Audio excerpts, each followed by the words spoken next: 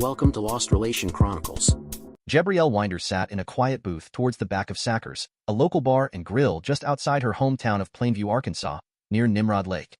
It was the 23rd of August. The time was 8:30. She knew the ritual. This was the 6th year in a row she had sat in this booth and waited for the clock to strike 8:39, so she could tell him all about the year and maybe say goodbye.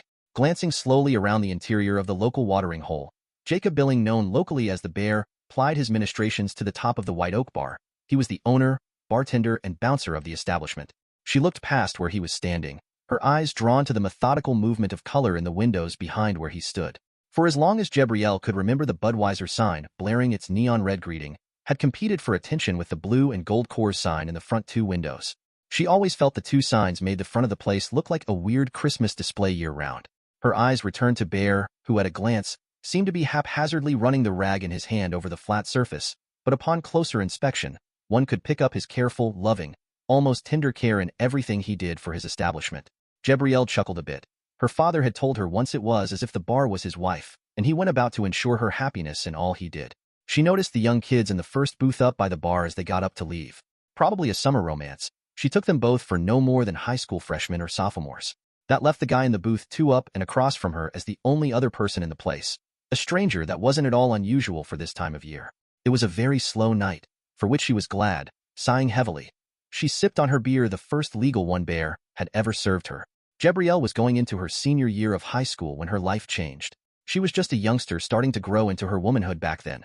She had gone from being a shy, skinny kid with long, straight black shoulder-length hair and dark brown eyes, to the way her body had developed. Now at 24, her body was sleek and well-defined. She had worked hours at toning it. She was 5 feet 7 inches, 128 pounds, and although not model material, she would turn heads in any crowd. The raven black hair that flowed aimlessly to the middle of her back and dark brooding eyes were the only hints of her Cherokee Indian heritage, something she was, and always had been, extremely proud of. As she sat in quiet contemplation, the memories came cascading back without provocation, hanging all about her like humidity on a hot summer day. She gave in, letting herself drift back to that night 6 years ago. "Grebs, wait up," she heard her best friend Kirsten Tinnery yell over to her. "Well, hurry up, slowpoke," she laughingly replied. Kirsten, he had been her best friend and buddy since his family had moved into the farm across the road from her family when they were both 6. Grebs was his very own private nickname for her, and she would only allow him to call her that. Kirsten was a likable guy, though a tad bit skinny. He was actually well-muscled at 5 feet 11 inches, 175 pounds, light brown hair and sparkling hazel eyes. He and Jebrielle had done everything together, growing up, fishing, hunting, cooking, cleaning house, playing baseball, basketball and tennis, as well as playing card games. They had joined 4-H, learned to ride horses and care for livestock together, and with their parents, who were also good friends, had hiked, camped, canoed, and learned about nature with each other. During the summer, both kids looked forward to the family campouts at Nimrod Lake. Only 5 or 6 miles from their houses, the lake offered the friends time to explore and discover a completely new universe in the paradise setting. That special year had been a turning point in their relationship. They were both preparing to enter their sophomore year of HS in the fall. By June, they realized they had fallen in love with the other. Both of them understood that what they now felt towards each other was much deeper and richer than it had ever been before. Their parents were supportive of the relationship once they discovered their kids had become an item. Not one of the parents understood exactly how deep the bond between their children had become. Kirsten was the first guy to hold Jebrielle's hand, the first to hold her and whisper lovers' secrets in her ear, giving her the first kiss as well as her first French kiss. In early August of that same year, they shared themselves with one another for the very first time and became lovers, happening as it did out in the Tinnery's field, under their favorite tree. Kirsten, true to form, had held her after that first time, reassuring her of his love, after which he asked her in all truthfulness if this meant he could take her to homecoming in October and prom in the spring. Then before she could answer, he asked if this meant they were going steady. When she said yes to all three, all the boy could do was grin ear to ear. She thought it was so cute. By the evening of the August 23rd, the young lovers had been together 4 times. They had made some time to be together that day, and for some reason it had seemed very special, almost as if they had become one that afternoon. Since the two families were enjoying the last week-long campout by the lake of the summer, they asked their parents if they could go up to Sackers for a root beer. Her dad said, "Okay." As they walked towards the small bridge that separated the campsites from the bar and grill area, Kirsten stopped and kissed Jebrielle. There was raw passion in that kiss mixed with unbelievable tenderness. "When they broke," Jebrielle asked, "not that I mind, but what was that for?" "Ever since we made love today, I can't believe how close to you I feel, how special it was today. I mean, every time has been wonderful, but today was so beautiful." So I wanted to just crawl inside your skin and be part of you. Kirsten's smile lit up her whole world. She brushed the hair out of his eyes. I know it was that way for me too today. She kissed him again, just to watch his eyes sparkle. Just as they crossed a bridge about a quarter-mile from the bar, Kirsten kissed her again, then they exchanged I love yous, and he said, I have to pee. You go on ahead. I'll catch up in a moment. She walked aimlessly along the river path towards the bar, the low-hanging branches brushing against her head and face. She waved to Betsy, Mr. Bear's niece, as she sat on the back steps of the tavern. Gabrielle suddenly screamed as a pair of rough hands grabbed her. Looky what I got, Tommy. After we knock over the store, we have something to play with tonight. A sickly voice resounded in her ear. Another voice said, look on the steps, another one. Gabrielle bit the hand over her mouth and screamed, Becky, run, get help, hurry. At the same time, her captor yelled, you little witch. She watched a hand move towards her face and remembers hearing Kirsten's voice. He was screaming something, then all was black. Gabrielle woke up in the hospital about an hour later. Her mom and dad were with her. Comforting her, she had asked, where's Kirsten? Her mom got a funny look on her face and looked up at her dad, who swallowed very hard. Fear gripped Gabrielle's mind. She started shaking her head side to side and asked again in a tear-filled voice, where is my Kirsten? Daddy, where is he? Her father took her in his arms and held her. Baby, he was shot and killed by the men that attacked you tonight. He was protecting his friend, the girl he loved. I'm so sorry, honey. Gabrielle tried to understand. She tried to speak, but her mouth wouldn't work except to cry as she held her daddy and her mommy as they put their arms around her to comfort her in her time of loss. Sometime later that night, Kirsten's mom and dad came in, and all Gabrielle could do was hold them and cry some more. At that moment, no one realized how devastating the loss would be. Gabrielle was shaking as she brought herself back to the present. She glanced around. No one was looking at her. She was weeping quietly. Looking at her watch, she noted she still had 5 minutes. She sighed and let her mind wander back. She remembered that over the next month, she slowly pieced together the circumstances of the next few minutes after she was rendered unconscious. Becky told her, you yelled, then the guy holding you punched you in the head and you fell to the ground. One of the guys started coming towards me when Kirsten charged them with a boat, or he picked up from a rowboat someone tied up near the path. He yelled, get away from them. Then smacked the guy charging me in the head with the oar, giving me the time I needed to get inside and get my uncle. Mr. Bear told her he responded to his niece's screams by grabbing a shotgun. Then he sent 2 of his customers whom he knew had rifles in their cars to get them and circle either side of the bar. Watching through the back window, he saw Kirsten charge the remaining 2 men, smacking the first man, the one who they later learned had hit you, with the shank of the oar on his knee, then twirled around hitting the last guy in the ribs with the edge of the paddle. His attacks were startling and brutal, as both of those men moved as rapidly as they could down the path away from the 2 of you. Kirsten glanced quickly around. Finding no more danger, he dropped the paddle, then started to bend down towards you. He suddenly stopped and seemed to stiffen, then stood up and took a step towards the bar. Mr. Bear continued, a catch in his voice clearly evident. I looked down in horror and saw the first guy who Kirsten had saved Becky from. He was now standing, his right hand covering a bloody wound on the side of his head that he had received a moment earlier. His left arm outstretched pointing towards Kirsten. The man was holding a gun. Kirsten took a step towards him. I think to get between you and the gunman. The man screamed something and then fired twice. Both bullets struck him in the stomach. I moved to grab the doorknob and glanced at the clock. It was 8:39. Then I flung the back door open. The guy that had shot Kirsten looked up the steps at me, then started to swing his gun towards me. I unloaded both barrels into his head and chest. He didn't have a chance. As I started to move out to get to Kirsten, who was now on his knees and one arm holding himself up, his other arm around his stomach, suddenly 2 bullets slammed into the doorframe beside me. It seemed the other 2 goons were shooting at me. I moved back into the bar. The all boys I had sent out to get their guns opened fire with their hunting rifles while I reloaded the shotgun.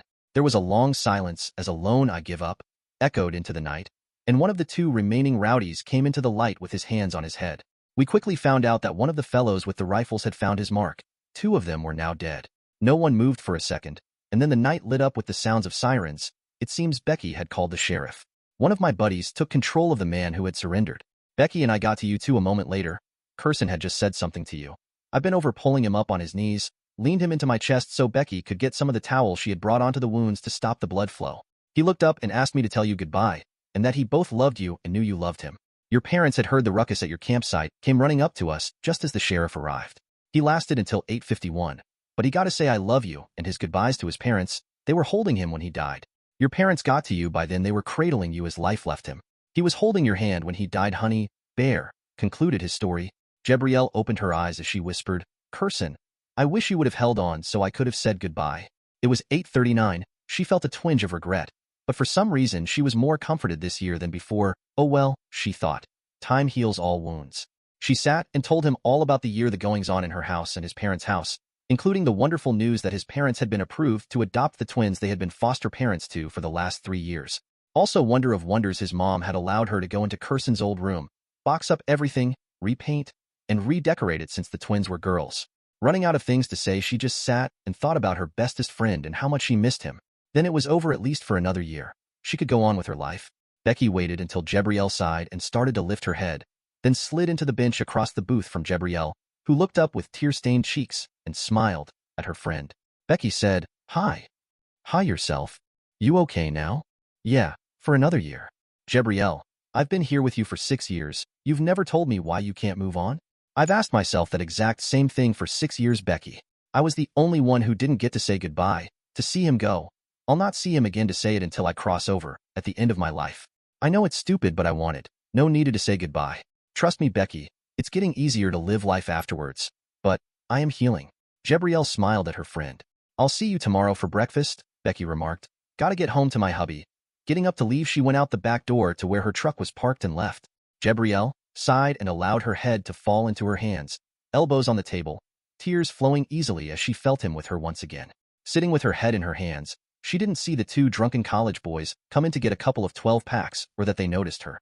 Bear was outside making sure the remaining 6 college rowdies all stayed in the truck, while Carla, the regular night shift girl, was watching the cash drawer and filling orders. The 2 Romeos staggered over and sat down with Jebriel, one sliding in across from her, the other one next to her, moving his arm around her shoulders. He pulled her close to him. Startled, she gave out a cry. "What the hell do you want? Get your arm off of me. Get out of here and leave me alone." She was absolutely flabbergasted at the man's gall. The man across the table slurred out, "Ah, come on, honey. You don't need to cry over him. We'll make everything all better. Now quite playing hard to get." He winked at the guy who was still holding her. "First, get off of me." Poking the guy in the ribs, he moved his arm as she pushed him out of the booth and onto the floor. "Second, that is the worst Southern drawl and pick-up line I've ever heard. Third, get out of here and leave me alone." Both men got real quiet. Then the guy who was sitting across from her snapped his hand and slapped her hard on her cheek. The unexpected move had Jebriel back on her heels, so to speak, and she moved into the corner of the booth, her arms close to her body, her hands up near her face guarding. The man who had been deposited on the floor crawled back up from the floor, putting his knee on the booth seat. "So you like it rough, which, well, I like it rough too." He spit the words out like they were physical barbs, then lunged at Jebriel. She screamed, "No." The man stopped inches from Jebriel's face, then staring at her in obvious pain, mouth hanging open. No words coming from the evil-smelling canyon that now dominated his face. He seemed to be frozen in place. He slowly slid backwards to the end of the booth. The man let out a low groan of pain mixed with terror, whispering, "My balls, oh my God, he's got me by the balls." He lowered his head to the bench and just shook. Jebriel looked up to see a tall man of average build. He had a gentle look in his eyes, she noticed as he met her gaze briefly. He smiled, then nodded back at her.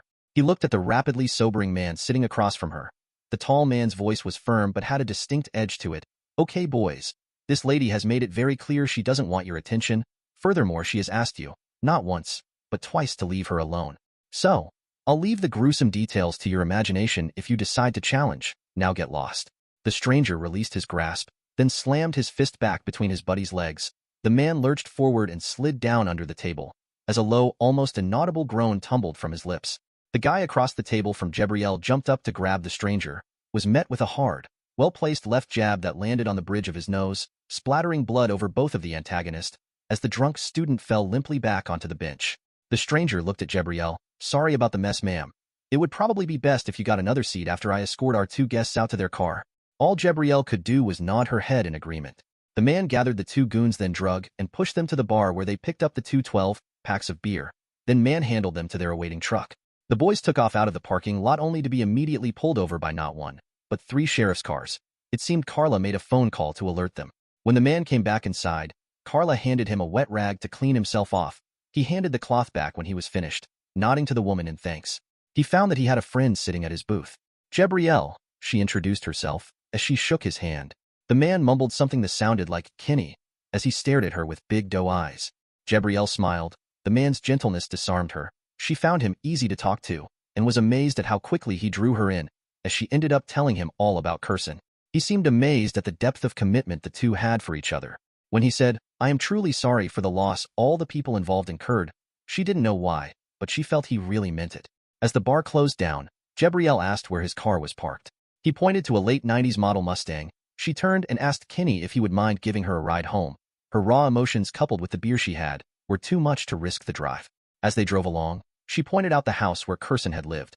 Kinney studied the place with genuine interest. Surprisingly, he pulled into her parents' driveway before she told him where it was. He had walked her to her door when she politely asked, "Would you like to come in?" Standing off to the right side of the porch, with a sad faraway look in his eyes, he replied, "I don't think I'm allowed?" Jebriel stood by the front door a bit, dumbfounded by his answer, then noticed a tear running down his cheek. "You okay?" she asked softly. He nodded, then sighed. "Well, do you like the way I would have looked? I guess this is about what I should have been like at our age now." She stared at the man in front of her. "What do you mean?" she asked, confusion apparent in her voice. The man looked at her, emotion readily apparent on his face as he gushed. "I have missed you so much, Grebs, and I didn't mean to leave you that night, especially without saying goodbye. I don't know what you did, but they sent me back for just a few brief spans of time, and that allotment is growing short. Oh my Grebs." The man both sighed and let out a soft sob. As he continued, "The Lord knows, I love you so much." An impossible hope sprang up in Jebriel as she saw the man in front of her for who he was. Moving quickly towards him, she grabbed him and fell into his embrace, then pulled him down to her, and her lips touched his. Both of them were lost in the moment. When they broke, she looked into his eyes. "Kirsten, it's really you. You're here holding me. How? How is that possible?" "I don't know, but I think it's so we can say a proper goodbye to each other. I didn't get to leave anything else for you, so," he grinned. The way Jebriel had always loved the little boy caught look. The night air, which had been hot and stifling, was suddenly cool and refreshing as she looked up at him. It suddenly occurred to her she had something very special to show to him. "Kirsten, I need to go get something. If I run inside to get it, will you still be here when I get back?" He thought and acted as if he were listening to something, then nodded yes and said, "Hurry." Jebriel flew into the house, opened her parents' bedroom door without knocking. Her mom and dad, who were both reading, looked up at their wild-eyed daughter. "No time to explain. Call Mom and Dad Tinnery. Tell them they have to get over here in the next 2 to 3 minutes. There is a miracle standing on our front porch. Hurry." As she left the room, her father grabbed the telephone. Something in her voice told him don't ask. After calling them, he and his wife scrambled out of their bed, threw on their robes, then headed downstairs. They saw their daughter fly out the front door in front of them. Now, why did she get him up, they wondered. Kirsten was stunned when Jebriel returned, the screen door slamming shut behind her. She was holding a child, a boy by the looks of him around 5 or 6. Kirsten noticed Grebs was shaking as she moved across the old banister front porch towards him. "It still needs painting," flickered across his mind. Jebriel sat down on the porch. The sleepy child hugged his mother. "You did leave me something, Kirsten. You left me our son, growing in my womb. And this beautiful little boy is Kirsten Winder Tinnery, your son, my love." "Our son." Kirsten was speechless, but then no more than Greb's parents, who had emerged from the house and were now standing on their porch, staring at a young man on their front porch that had been murdered 6 years ago that very night. Kirsten looked at both of them. "Could I have a hug? I need to say goodbye, and I don't have very long." Both of the Winders moved slowly past their daughter and grandson to face him. Mrs. Winder grabbed Kirsten, followed in short order by her husband. After a few moments in the embrace, Mrs. Winder remarked, "Now, my boy, go meet your son. He asks about you a lot."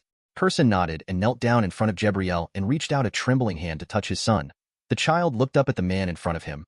"Are you my real daddy?" Kirsten replied, "Yes, son. I am your daddy." Kirsten put out his arms, allowing his son to come to him for their first embrace. His son held him, smiling. "I prayed to God for a long time to send you back and help Mommy not to be sad anymore, so she can be happy like me. I know a bad man hurt you, and God has to have you in heaven so you won't hurt. I love you, Daddy, and I will take care of Mommy for you." Kirsten thought he sounded so grown up. He was very proud of his son. "My son, my precious child.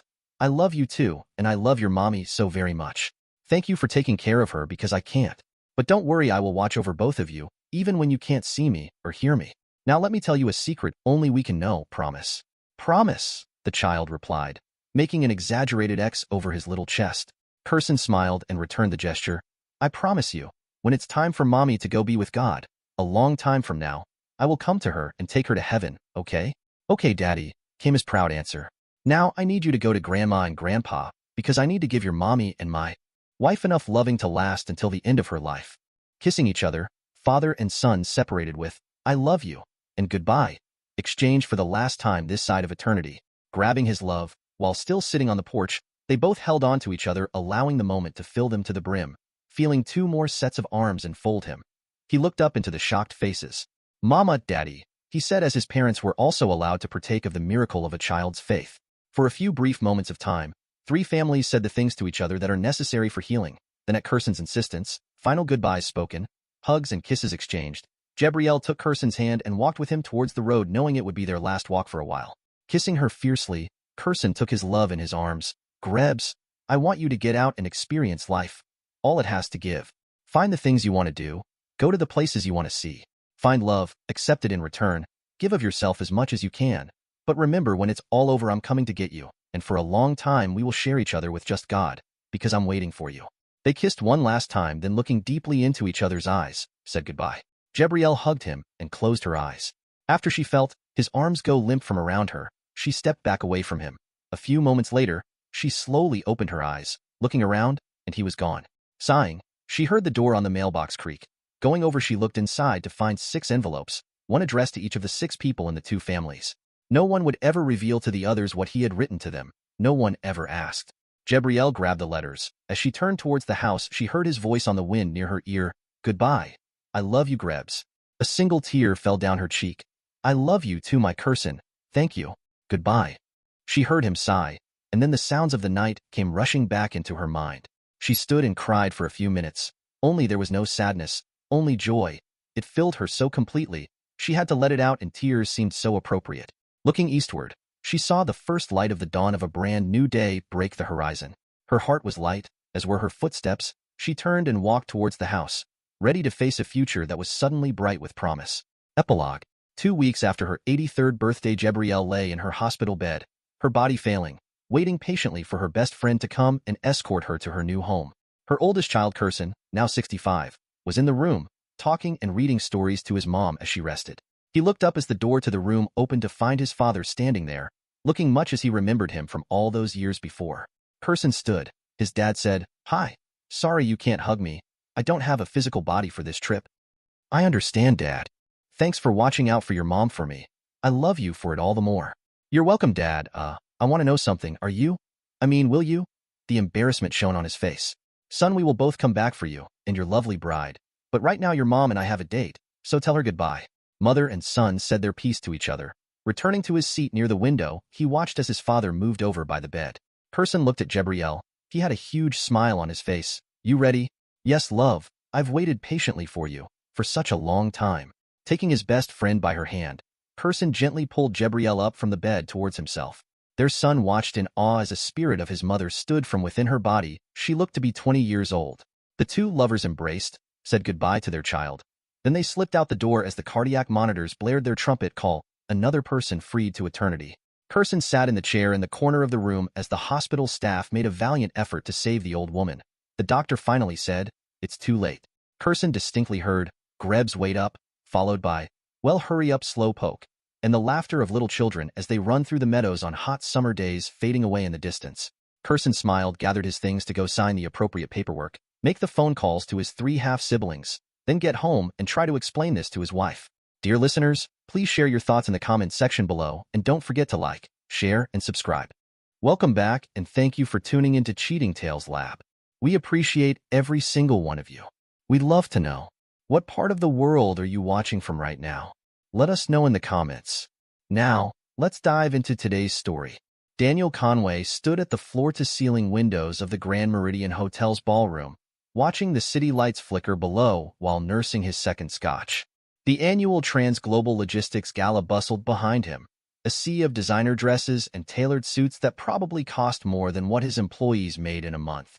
He ran his logistics division with precision and care, ensuring his 200 employees across 3 states had good benefits and fair wages, even if it meant smaller bonuses for himself. "Daniel, darling, you're not networking." Natalie's voice carried that familiar edge of disapproval. She appeared at his side in a red Valentino dress that had caused their first real argument in months. $4,000 for a single evening's wear had seemed excessive, but she'd insisted it was an investment in their future. "I've been talking with the Milwaukee team about implementing the new automated tracking system." Daniel turned to face his wife, noting how her carefully styled blonde hair caught the chandelier light. After 16 years of marriage, she was still stunning, but lately, her beauty felt like a carefully constructed facade. "Nobody wants to hear about work systems at a party," Natalie sighed, her green eyes already scanning the room. They stopped, brightening, and Daniel knew before turning what or rather who had caught her attention. Richard Whittaker commanded the center of the room like a conductor before his orchestra.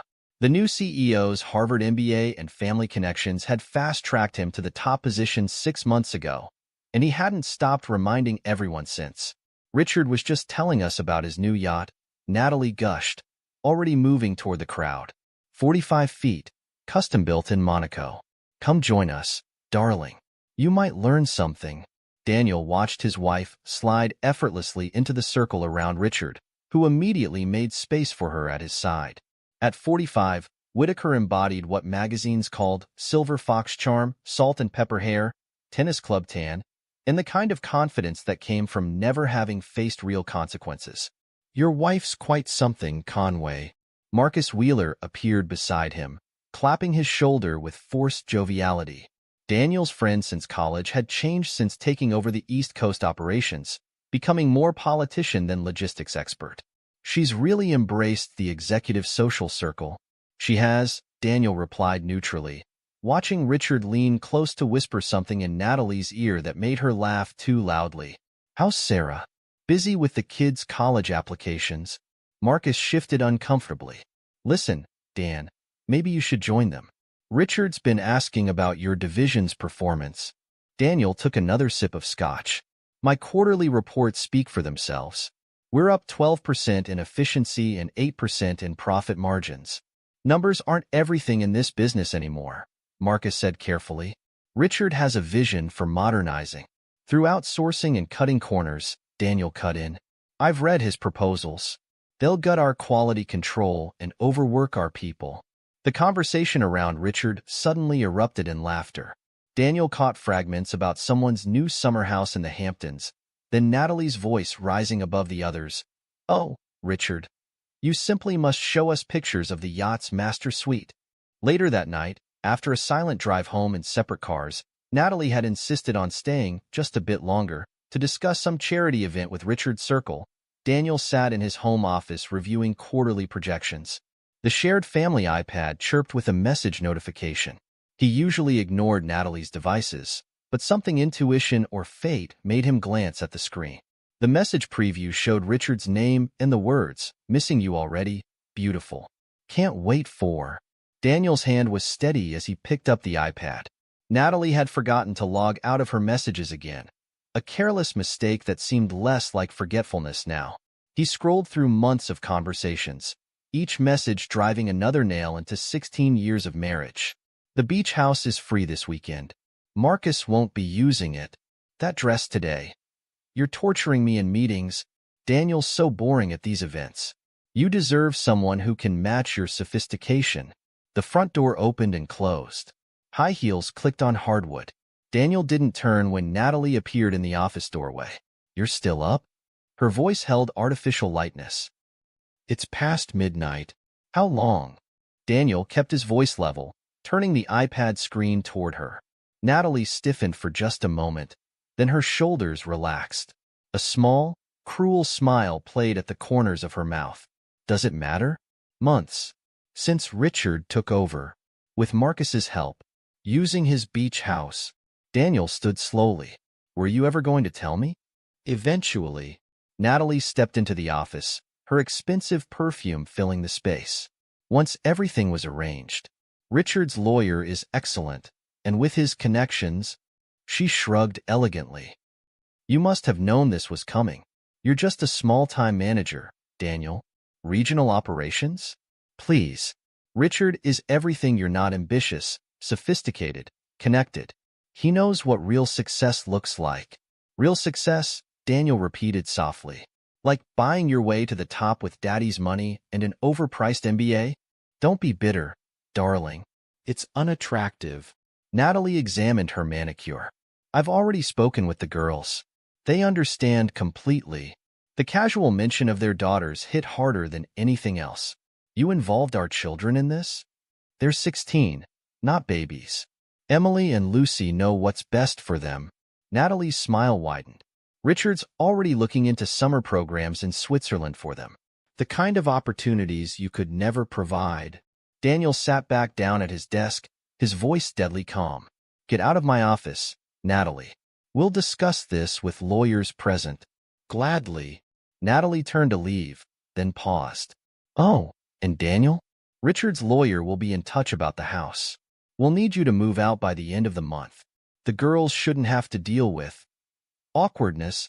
The betrayal spread through Daniel's life like poison, revealing rot in relationships he'd thought solid. Marcus Wheeler, his friend of 20 years, avoided his calls for a week before finally agreeing to meet at their usual bar. I should have told you, Marcus admitted, not meeting Daniel's eyes. But Richard, he's the future of the company, Dan. Sarah and I have the kids' college to think about, and his plans for restructuring. Save it. Daniel's voice could have frozen hell. 20 years of friendship, and you helped him screw my wife. Was lending them your beach house part of your promotion package? Marcus flinched. It wasn't like that. Natalie said you two were already having problem.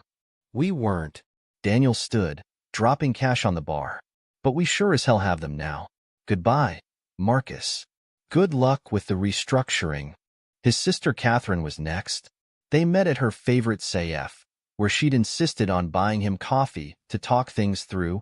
Catherine had always been the family mediator, the reasonable one, but today her reasonable tone felt like sandpaper on raw skin. You have to understand, Danny, she began, stirring her latte. Natalie was feeling trapped. Richard opened her eyes to a whole different world: country clubs, charity galas, real society. I just helped her navigate it a bit, showed her and the girls around. While she was cheating on your brother, Daniel's coffee sat untouched. How long have you been playing tour guide, Kath? Catherine had the grace to look uncomfortable. The girls loved it. You should see them at the club, Danny. They've made such wonderful connections. Daniel cut her off. That's what we're calling it now?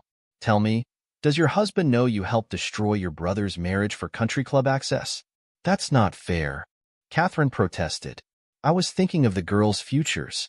Emily and Lucy deserve to learn that betrayal is acceptable if the price is right. Daniel stood. You're their aunt, Catherine. You were supposed to protect them, not help corrupt them. The final blow came during what was supposed to be a family dinner with the twins. Daniel had made their favorites, Emily's chicken parmesan and Lucy's fettuccine alfredo, hoping food might bridge the growing chasm between them.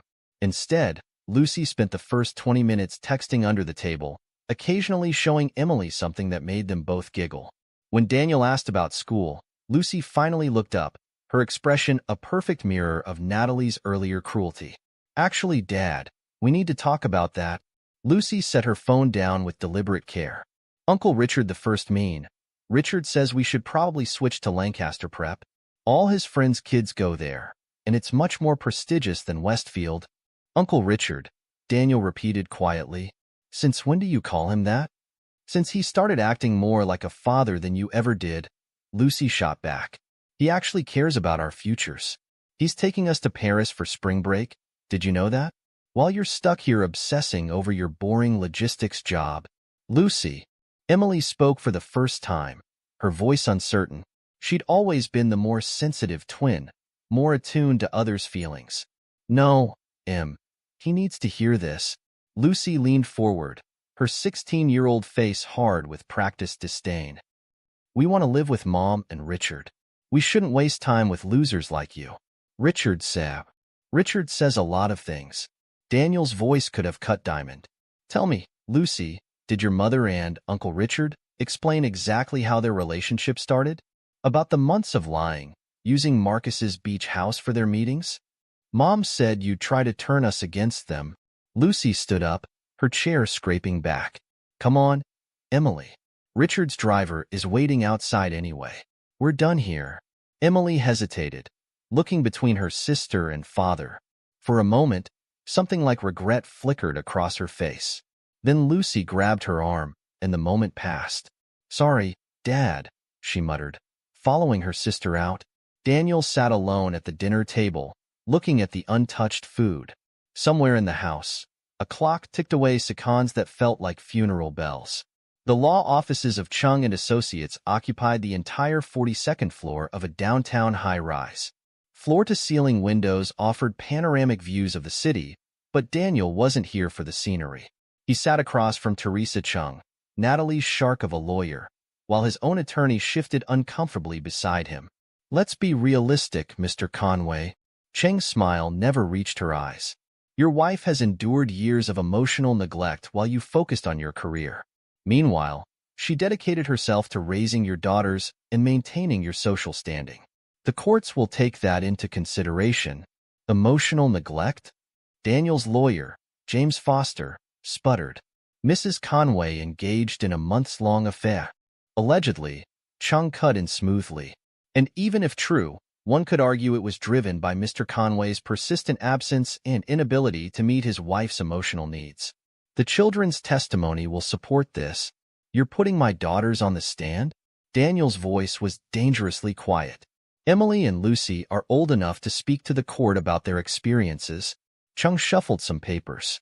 "They have very clear memories of missed recitals, abbreviated family vacations, endless work calls. Because I was supporting their private school tuition and their mother's designer wardrobe," Daniel replied evenly. "Tell me, Ms. Cheng, will you also be presenting evidence of how that affair began? The text messages? Marcus Wheeler's beach house receipts?" Cheng's smile tightened fractionally. "Mr. Conway, let's be civilized. Your wife is prepared to be generous. You can keep your retirement accounts, and we won't seek alimony if you agree to surrender the house and primary custody." "Generous?" Daniel leaned forward. "She cheats on me, turns my children against me, and you call that generous?" "Daniel," Foster warned quietly, "the girls have already expressed their preference to live with their mother," Chung continued. "Given their age, the court will likely honor that. Fighting this will only drain your resources and traumatize your children further. Sign the agreement, Mr. Conway. Walk away with some dignity." The courtroom was worse. Natalie sat beside Richard, both perfectly groomed and coordinated in expensive suits. She'd even coached the twins on their appearance. Emily and Lucy wore matching blue dresses that made them look younger, more vulnerable. Lucy's testimony came first, delivered with practiced precision. "Dad was never really there for us," she declared, eyes wide with rehearsed sadness. "He missed my ballet recital for a business meeting. When Mom and Richard started spending time together, it was different. Richard really listens. He makes time for family." Emily followed, less polished but equally damaging. "Dad's always been distant," she said, not quite meeting his eyes. "More interested in his work than us. Richard helps us with college planning, introduces us to people who matter." The judge's ruling felt like a formality. Daniel lost the house he'd spent 15 years paying for, primary custody of his daughters, and most of their joint savings after Natalie's lawyer argued successfully about maintaining the children's standard of living. Only Glenn Wynn from the logistics technology department showed any loyalty, helping Daniel find a small apartment and quietly sharing internal reports about Richard's management decisions. "He's gutting quality control," Glenn reported over beers in a dive bar far from their usual haunts. "Outsourcing everything he can, cutting corners on safety protocols. The board's eating it up because short-term profits are up, but it's going to implode eventually." "Eventually doesn't help me now," Daniel replied, staring into his glass. "No," Glenn agreed, "but knowledge is power, my friend. And I've got copies of every bad decision he's making. Just keep them somewhere safe. You never know when having friends in the right places might matter." Daniel nodded slowly, thinking of his automated logistics system plans still saved on his personal laptop. "You're right, Glenn. You never know." The empty apartment echoed with each keystroke as Daniel worked late into the night. 3 months after the divorce, he'd transformed the spare bedroom into a makeshift office, with whiteboards covering the walls and a dual-monitor setup on a simple IKEA desk. His laptop displayed complex flowcharts of the logistics management system he'd conceptualized years ago but never had time to develop. Another internal report from Glenn landed in his encrypted email, more evidence of Richard's systematic dismantling of Transglobal's quality controls. Each document painted a picture of impending disaster. Safety protocols ignored, experienced staff replaced with cheaper alternatives, maintenance schedules stretched beyond industry standards. "Patient zero of corporate cancer," Daniel muttered, adding the new data to his growing archive.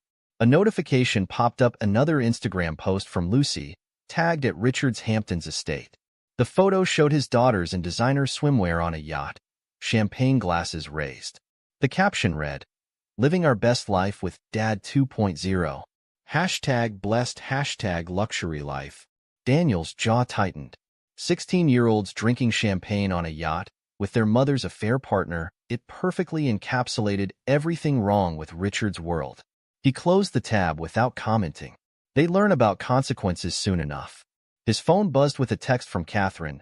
"Danny, please. The girls miss you. Richard's taking them to Monaco next week." Delete. Block. His sister had chosen her side, trading family loyalty for country club access. The apartment's ancient coffee maker chose that moment to die with a final, protesting gurgle. Daniel grabbed his laptop bag and jacket, heading for the 24-hour coffee shop 3 blocks away. The night air felt clean, washing away hours of screen glare and code. The collision happened just outside the coffee shop's door. Lost in thoughts about system architecture, Daniel didn't notice the woman juggling her laptop bag and coffee until it was too late. Her coffee splashed across his laptop bag, and research papers scattered across the sidewalk. "I'm so sorry." She dropped to her knees, gathering papers. "I was reviewing research notes while walking. Terrible habit." As Daniel helped collect the papers, he noticed complex behavioral flowcharts and psychological analysis of corporate structures. One diagram particularly caught his eye. It perfectly mapped the dysfunction he'd witnessed at TransGlobal. "These are fascinating," he said, studying a chart. "Corporate hierarchy impact studies? This pattern here, it's exactly what I saw happen when our new CEO took over." "Yes." She looked up, revealing intelligent eyes behind simple frames. "I'm Dr. Olivia Blake, industrial psychology at State University. I'm researching how corporate structures influence human behavior and efficiency." She tilted her head, studying him. "You understand these models?" Daniel Conway, former regional operations manager at TransGlobal Logistics. He handed her the papers. "Your research on hierarchical resistance to innovation, it matches patterns I've seen throughout my career. Most systems fail because they ignore human factors." Inside the coffee shop, under fluorescent lights that made midnight feel like noon, Daniel found himself explaining his vision for Logitech. Olivia asked sharp, insightful questions that forced him to refine concepts he'd thought were finished. "The fundamental flaw in most logistics software," she said, sketching rapidly on a napkin, "is assuming human beings operate like machines. They don't. People resist change not because they're stubborn, but because most systems ignore basic psychological needs for autonomy and competence." "Exactly." Daniel pulled out his laptop, showing her his preliminary designs. "Traditional logistics software treats workers like cogs. I want to build something that adapts to how people actually work." "This is brilliant," Olivia said, studying his flowcharts. "But you'll need someone who understands both the psychology and the technical requirements." She paused, considering. "Actually, I know someone perfect for this. Melissa Newman. She's a brilliant software engineer who left Silicon Valley because she was tired of creating apps that ignored human factors. She's been consulting on my research." 2 days later, they met Melissa at a small cafe near the university.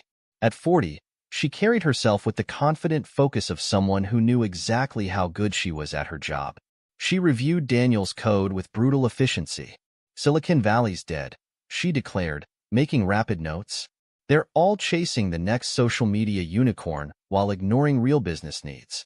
This, though," she tapped his laptop screen. "This could revolutionize logistics.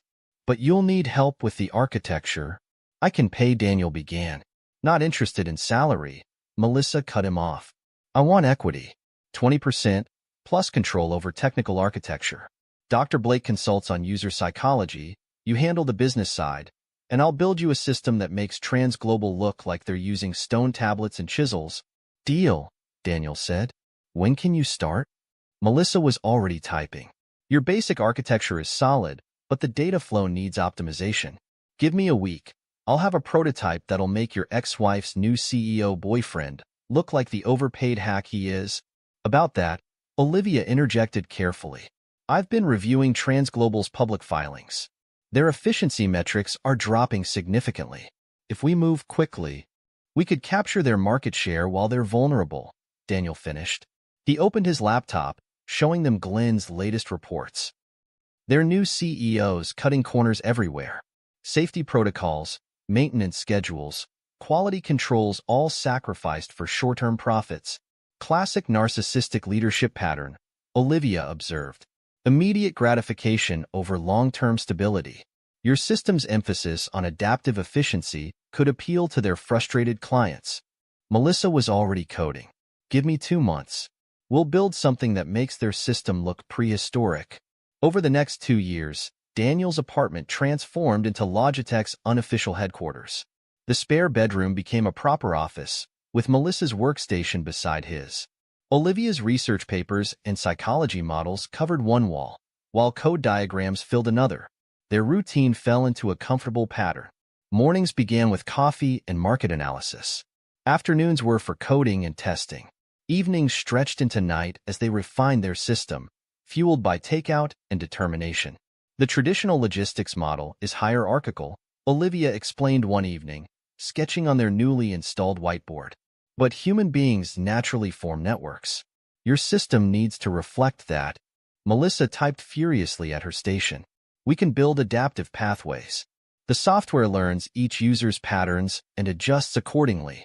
Their dinner discussions evolved into weekend strategy sessions.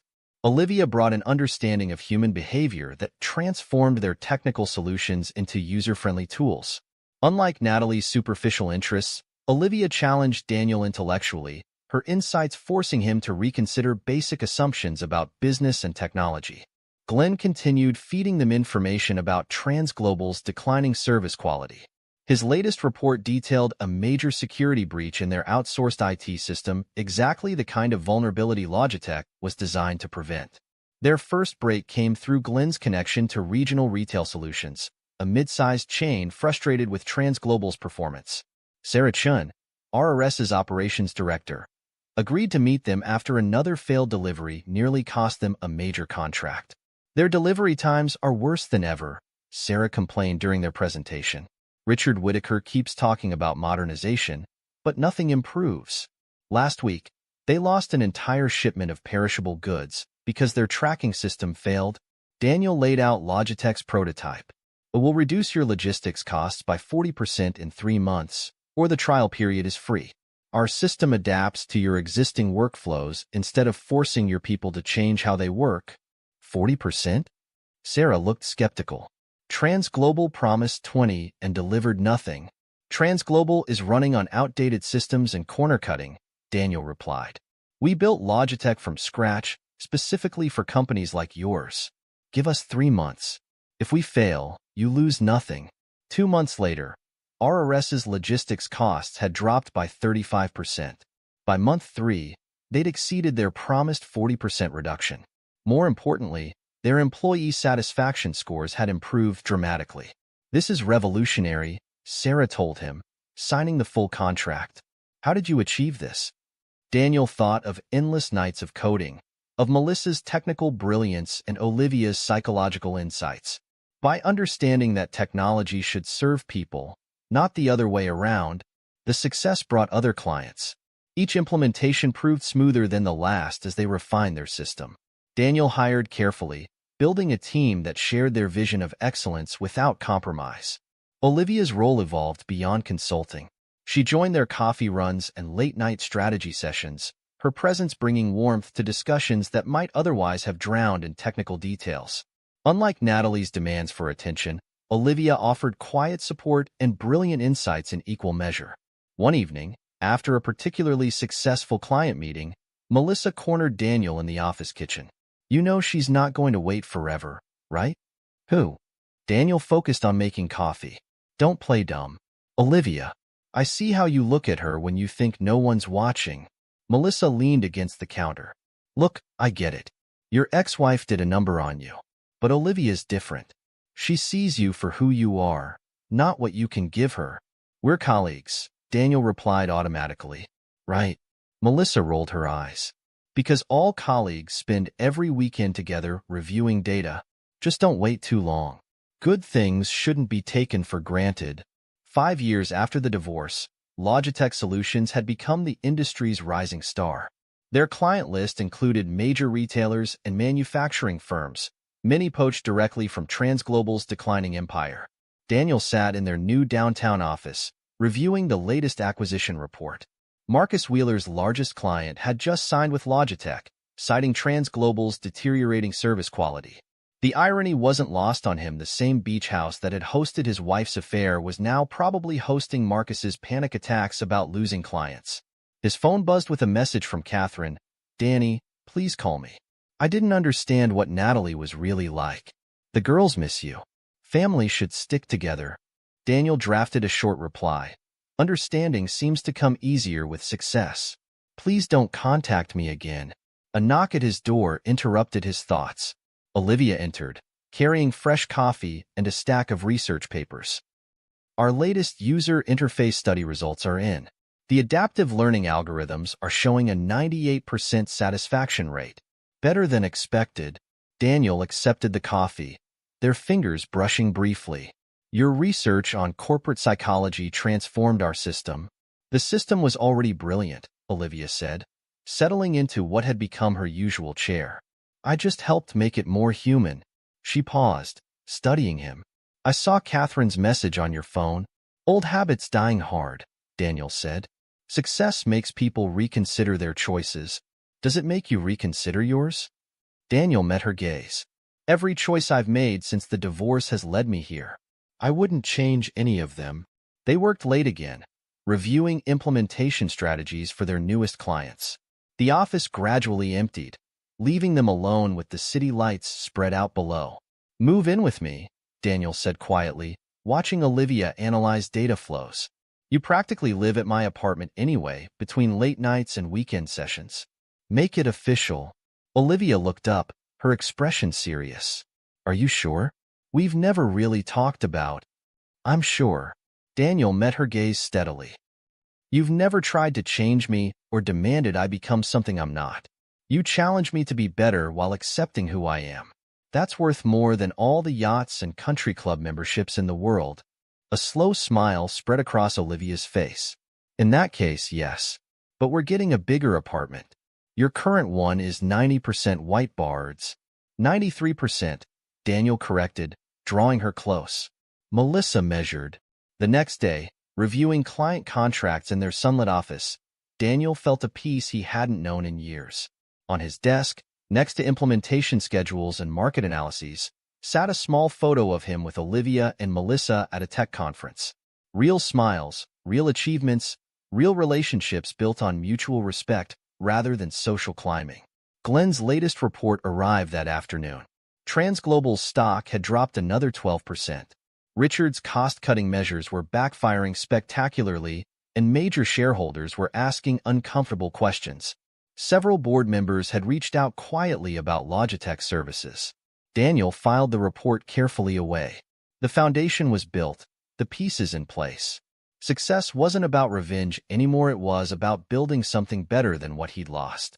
The fact that each new client they took from TransGlobal pushed Richard Whitaker closer to the abyss was just a satisfying bonus.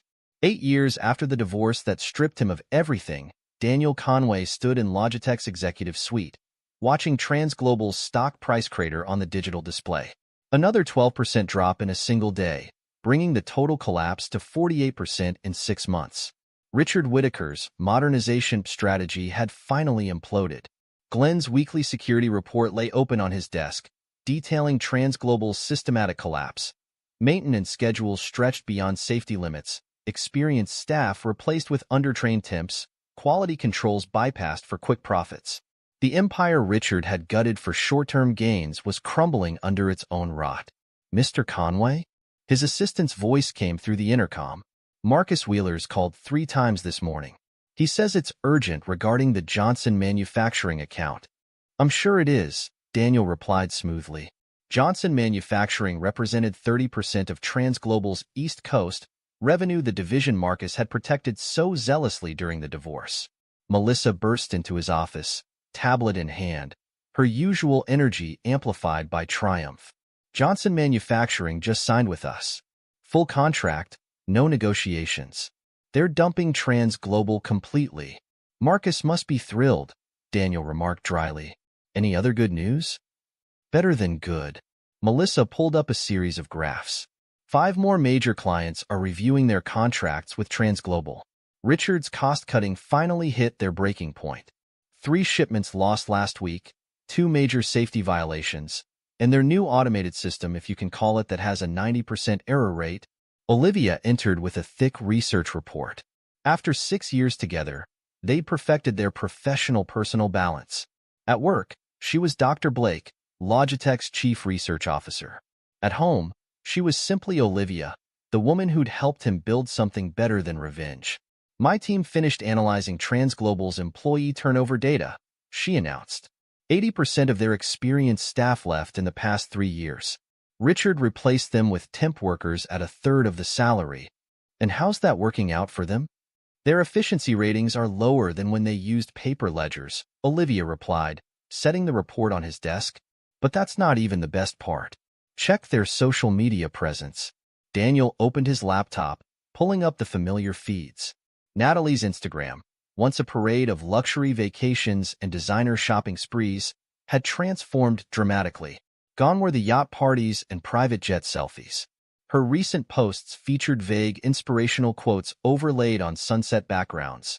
True wealth lies within, and sometimes life's greatest storms bring us where we need to be. How philosophical, Olivia observed. Amazing how inner peace becomes attractive when the credit cards stop working. A notification popped up Lucy's latest attempt at influencer fame. His older daughter had posted a desperate pitch for a questionable diet tea. The post had garnered exactly 12 likes, down from the thousands she used to command when Richard's money funded her lifestyle.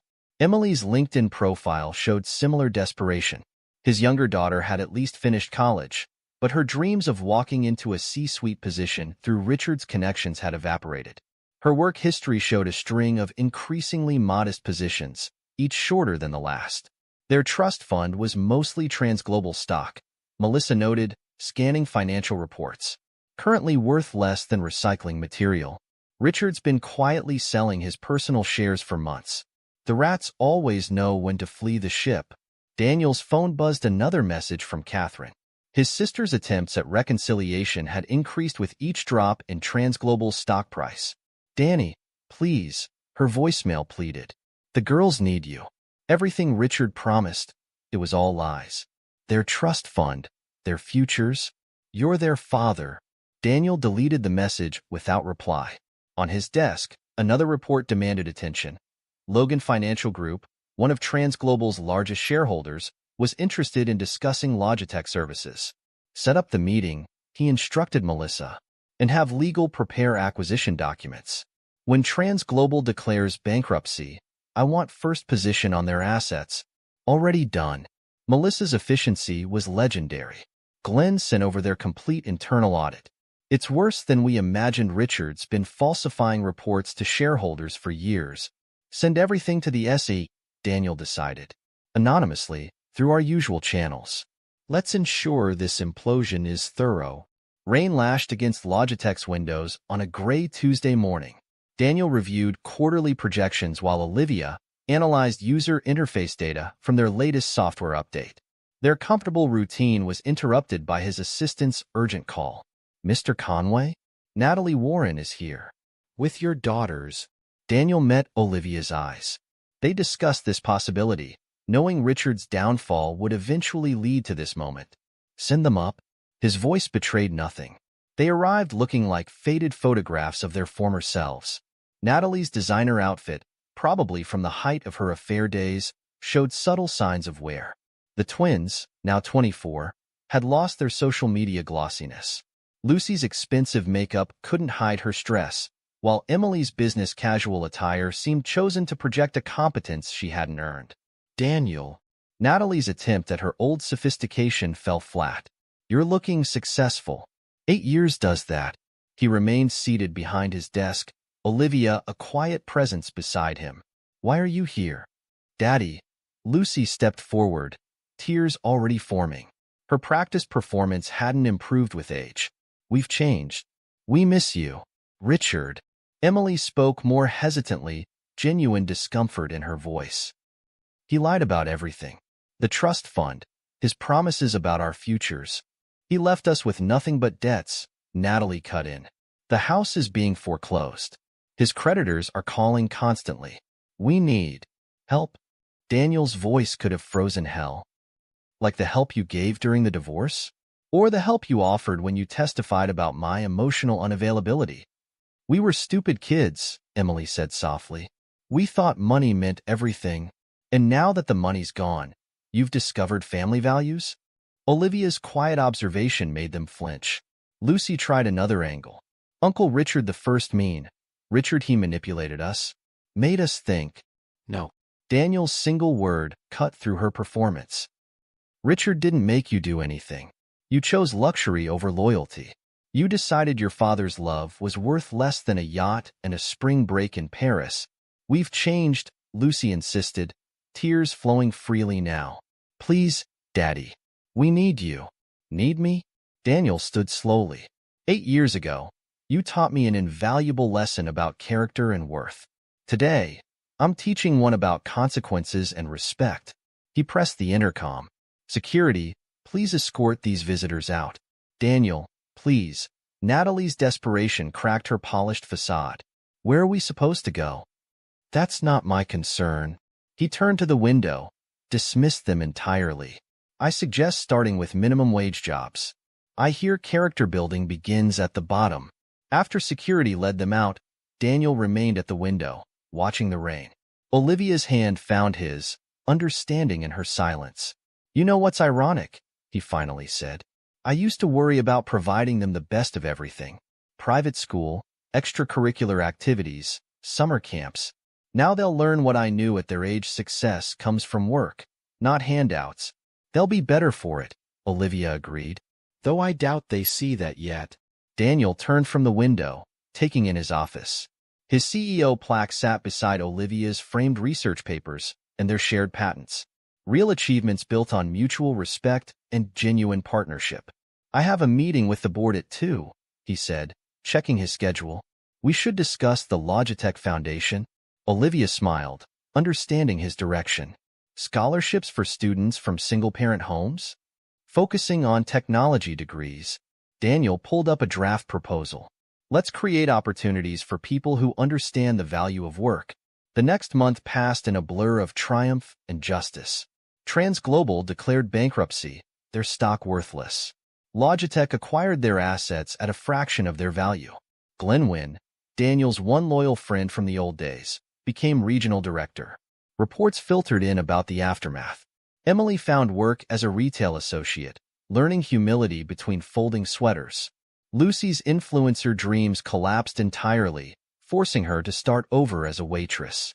Natalie, stripped of her social status, landed a receptionist position at a small firm. Richard Whitaker, the Harvard MBA who'd stolen Daniel's family with promises of luxury, faced SEC investigations and shareholder lawsuits.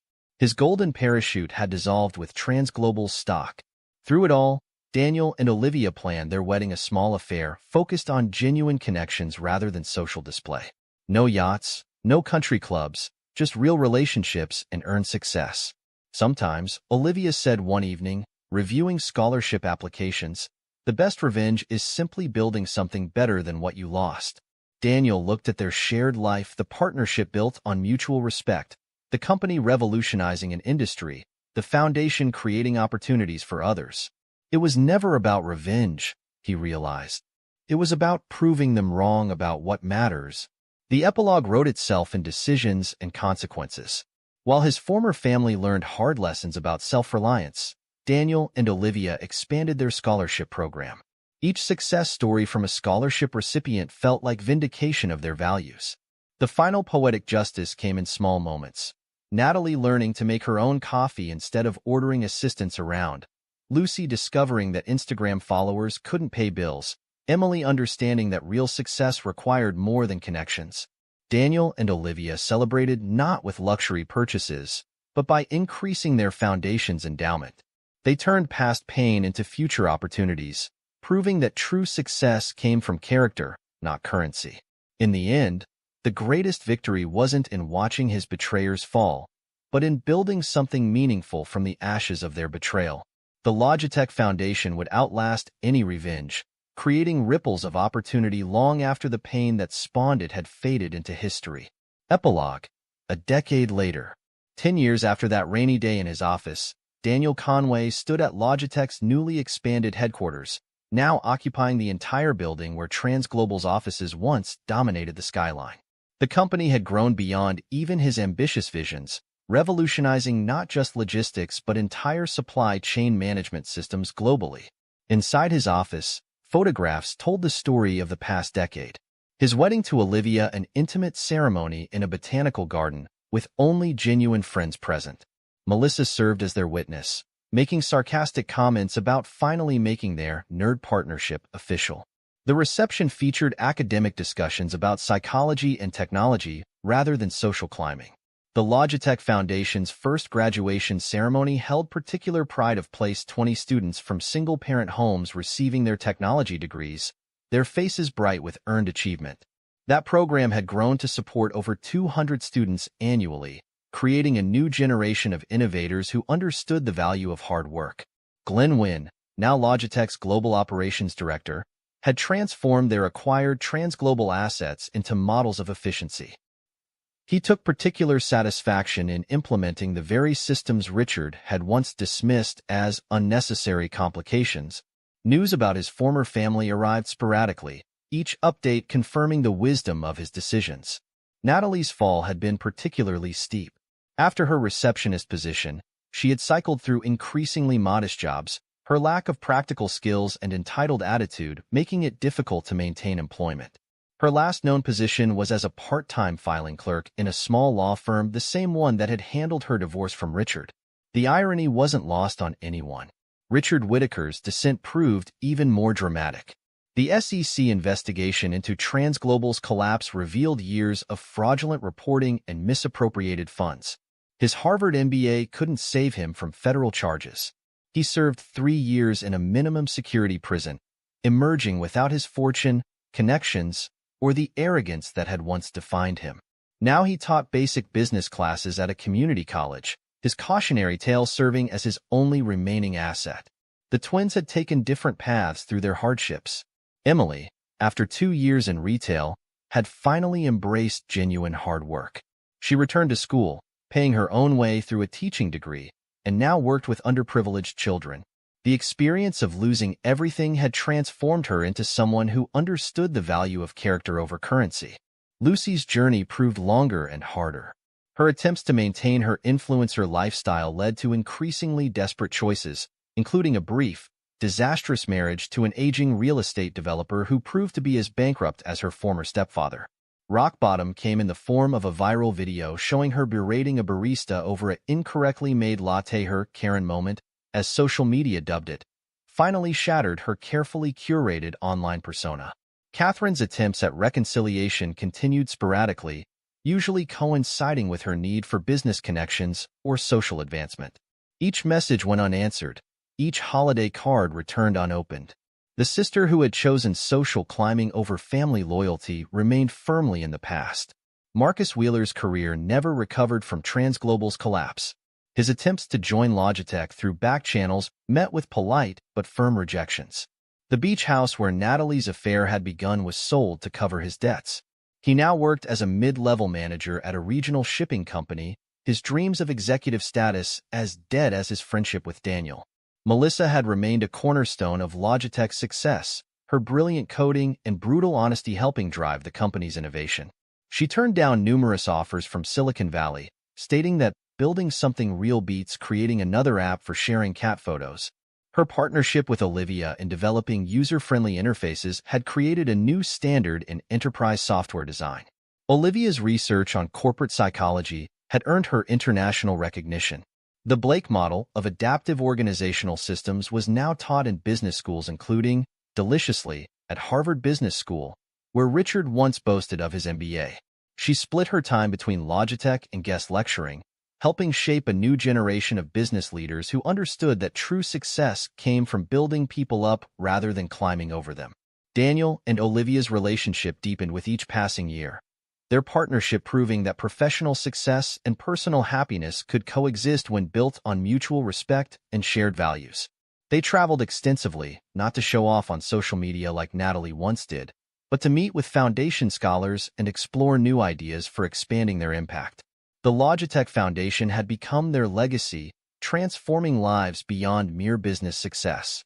Each year, they receive letters from scholarship recipients sharing their achievements, startups launched, innovations created, communities improved. These stories meant more than any revenge could have provided. One morning, reviewing applications for the next round of scholarships, Daniel found a familiar name. Lucy's daughter, Angela, now being raised by a single mother working as a waitress. The application was honest about their circumstances and demonstrated a genuine understanding of hard work's value. After careful consideration, Daniel approved the scholarship. Not out of sentimentality or forgiveness, but because the foundation's mission was to help those who understood the price of success. Angela would never know her grandfather had ensured she would have the chance to earn, not be given a better future.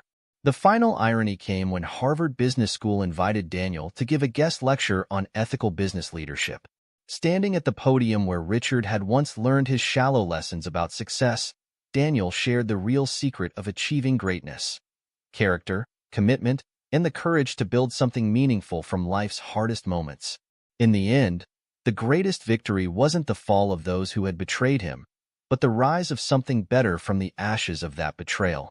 Logitech, the foundation, his marriage to Olivia all stood as testaments to the truth that real success comes not from what you take, but from what you build. The wheel of karma had turned full circle, teaching lessons about character and consequences that no amount of money could buy. In the quiet moments between triumphs, Daniel and Olivia would sometimes reflect on how destruction had led to creation, and how the best revenge truly was living well not for spite, but for the sake of building something worthwhile. This is where our story comes to an end. Share your thoughts in the comment section. Thanks for your time. If you enjoy the story, please subscribe to this channel. Click on the video you see on the screen, and I will see you there.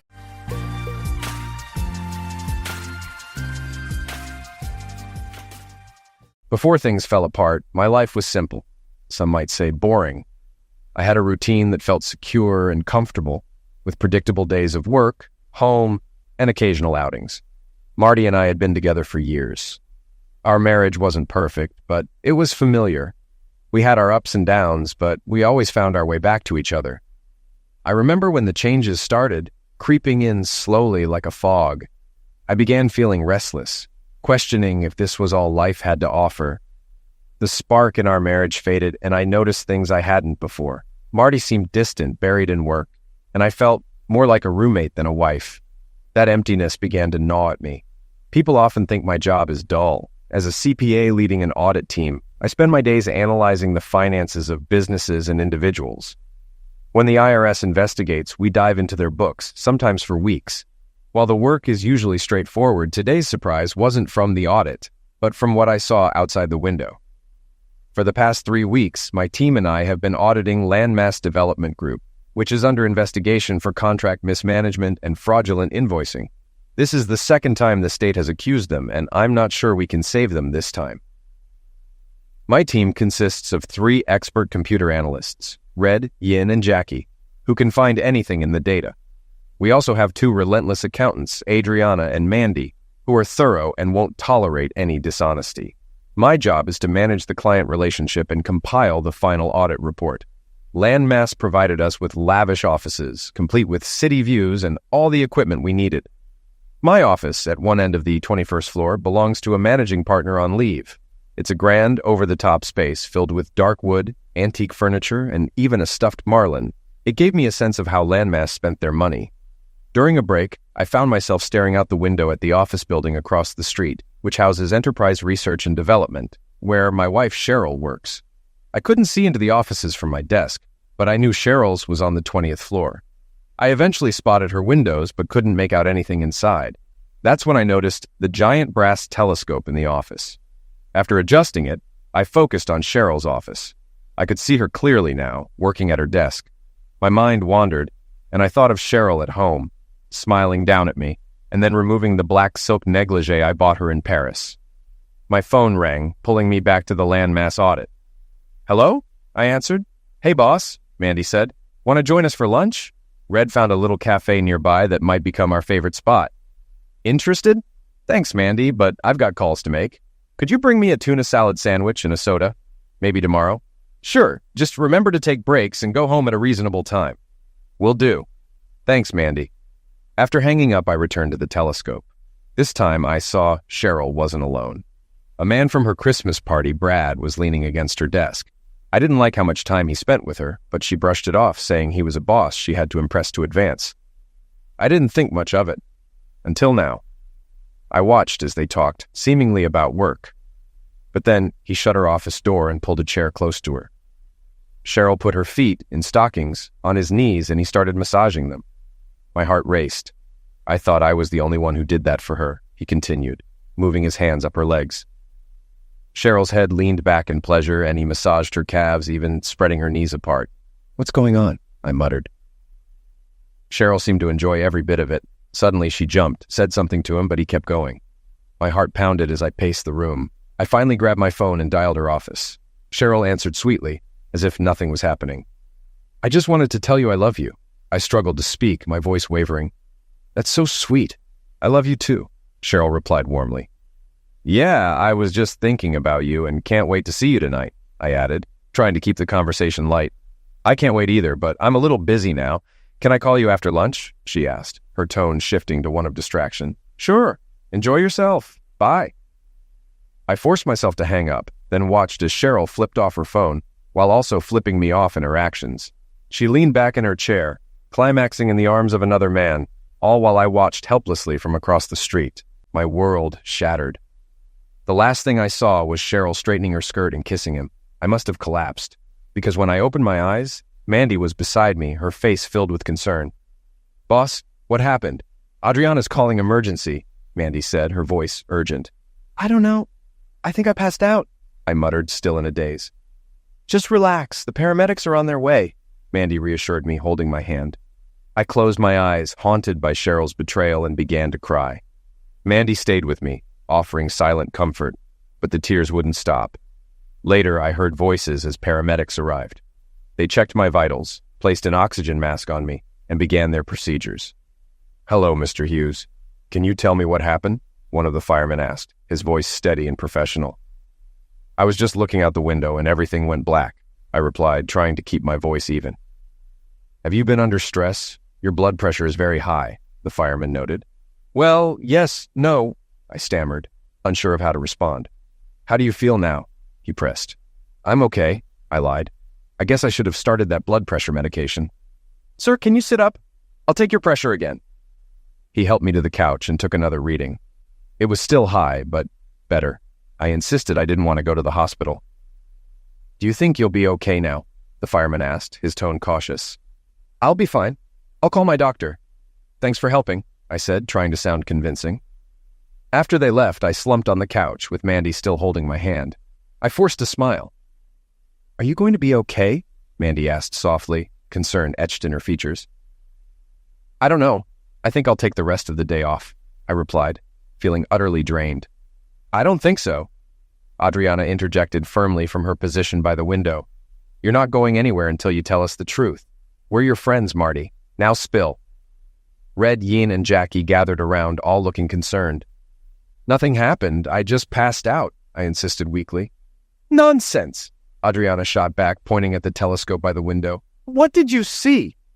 All the sadness and panic came rushing back, and I started to hyperventilate. "Marty, relax," Mandy whispered, trying to soothe me. "Whatever it is, we're here for you." "No, it won't be all right," I mumbled, my body trembling. Adriana joined Mandy on the couch, her arm around my shoulders, trying to comfort me. "Red, get some ice and water. Yin, put the in-conference sign on the door. Jackie, get some chairs. We're having a team meeting," Adriana instructed, taking control of the situation. Soon, we sat in a circle. Mandy and Adriana kept their arms around me as Mandy gave me ice water. Adriana gently turned my head to face her. "Okay, Marty, no more BS. What did you see?" I told them everything, leaving nothing out.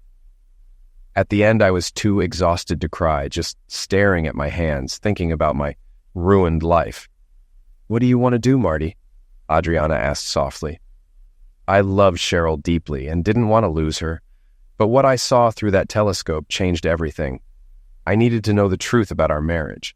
"Guys, I have a problem, but I don't want you involved," I said. "But Marty," Jackie interrupted, looking me in the eyes. "We're a team, and more than that, we're friends. We'll help you through this, short of liquidation, that is," Mandy added. "She's right, Marty. You might feel like you want to die, but as long as you have friends, there's hope. We'll be by your side. Just lead us like you always do." Silence filled the room as I thought. I needed to know the truth, everything Cheryl was hiding. Only then could I decide what to do. "I need to know," I finally said. "Everything. Who, how long, how many times, and why. Why did she do this? Is it something wrong with me?" "Don't blame yourself," Adriana said. "You've always been a gentleman and a friend. We'll get to the bottom of this, and no matter what, we'll be here for you." "Guys, we need a plan," Mandy said. "Red, Yin, and Jackie, focus on what's happening at her work. Adriana and I will handle the personal stuff. Let's regroup at 4 o'clock. Marty, go lie down in my office. Stay away from that telescope. You've seen enough." I lay down on Mandy's couch, but all I could think about was Cheryl with that man. The image of her flipping off the phone, and me, burned in my mind. At 4 o'clock, Yin popped in and told me the team was meeting in my office. I've always liked Yin, quiet but wise beyond her years. She took my hand and walked me down the hall. Back in our seats, Adriana led the meeting, taking notes as we planned to uncover Cheryl's secrets.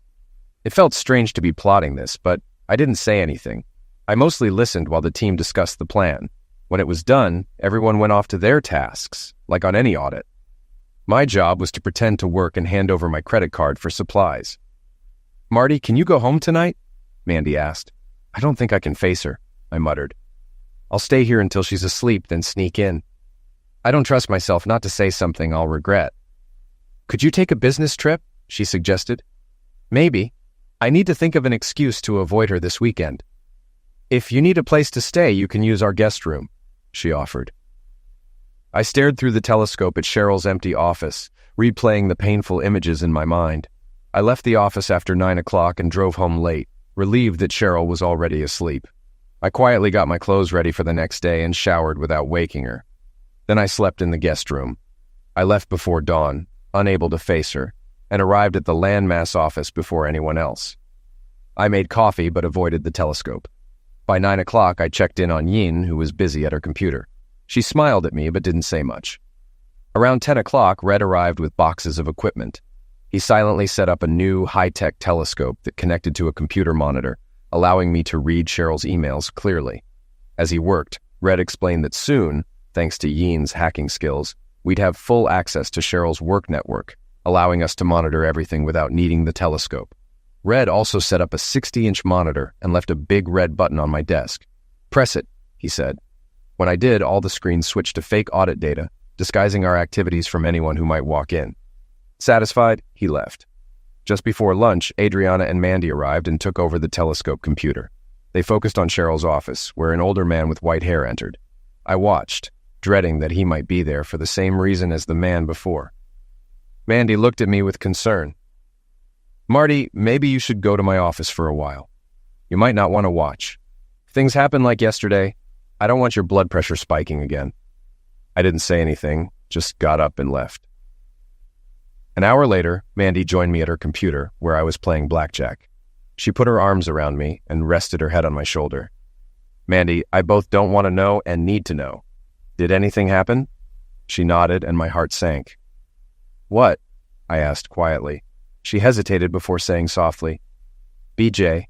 It felt like a hammer hit my chest. One word, and I was a mess again. "Marty, we recorded everything. Red set it up in case you need it later, maybe for a lawyer, but I suggest you don't watch it. It'll just hurt more. Let's get you something to drink." Mandy guided me back to my office, which now resembled a war room with screens showing various views of the building across the street. Yin explained, "That's a display of the security cameras on the 20th through 24th floors. We can see almost everything except the bathrooms and some manager offices. We can control the cameras and record whatever we need." Red then called me over. "You're watching your wife on her computer. We can see everything she does. Right now, she's working on an email. No big deal, but I'm downloading all her emails from the past 5 years. Her schedule is synced with her phone, so I copied that too. Their security is terrible. I sat down at my desk feeling overwhelmed by everything that had happened. Then my phone rang. "Quiet, everyone," Red instructed the room. "Go on, boss." I answered the call, trying to steady my voice. "Hello?" "Hi, honey, it's me," Cheryl's voice came through. I quickly glanced at the monitor, seeing her sitting alone at her desk. "Hey, what's up?" I asked, attempting to sound casual. "You worked late last night, and I miss cuddling with you," Cheryl said with a hint of longing. "Are you going to be late again tonight?" I couldn't face the truth, so I lied. "Probably. This audit is tough, and I might have to help my dad with his plumbing this weekend." "Sorry." "Oh, I was hoping for some one-on-one time," Cheryl sighed. "I bought a new outfit, and I wanted you to be the first to see it. Maybe next weekend?" "Sounds nice. Let's plan something special then," I replied, trying to sound enthusiastic despite the heaviness in my chest. "Okay. Love you. Bye," Cheryl said, her voice softening. I couldn't bring myself to say "love you" back. I watched her hang up, noticing that this time she didn't flip off the phone. It struck me that it was because she wasn't with anyone else during the call. Just then, Jackie burst into the room looking triumphant. "Someone bring up the second camera partition," she exclaimed, tossing me my keys. "I just finished wiring your house for pictures and sound. We can now monitor everything that happens there." "Yeah, neat," I replied sadly, unable to share in her enthusiasm.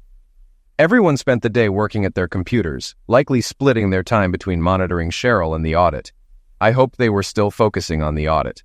One by one, they said goodnight and left. Mandy was the last to go. "Marty, you should go out and eat," she said, standing in front of my desk. "Don't drink too much, but do something to take your mind off things. Maybe see a movie. Tomorrow's Friday, and I'll be in early to finish my part of the audit. Get away this weekend and think about what you want to do. We'll talk Monday. Remember, you're not alone. You have friends. Good night." After she left, I thought through my options, even writing down possible solutions with their pros and cons. But the emotional weight was too much. In the end, I left the paper on the desk and went home at midnight. I took Mandy's advice and went out for dinner, but I couldn't eat much of the steak I ordered. When I got home, Cheryl was asleep again.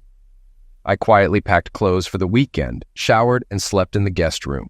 I left before she woke up, avoiding her as best I could. At the office, I watched Cheryl arrive through the telescope.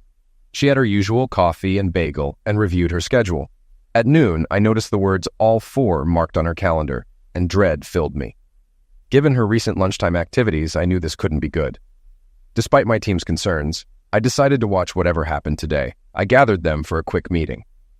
"I can't take this much longer," I said. "I'm going to watch today, alone if possible, but someone should be nearby in case I don't handle it well. This weekend, I'll figure out what to do, and I may need your help, but if things get bad, I want you far away from the fallout. No discussion on that. Also, we need the audit done by next Friday and all this equipment gone."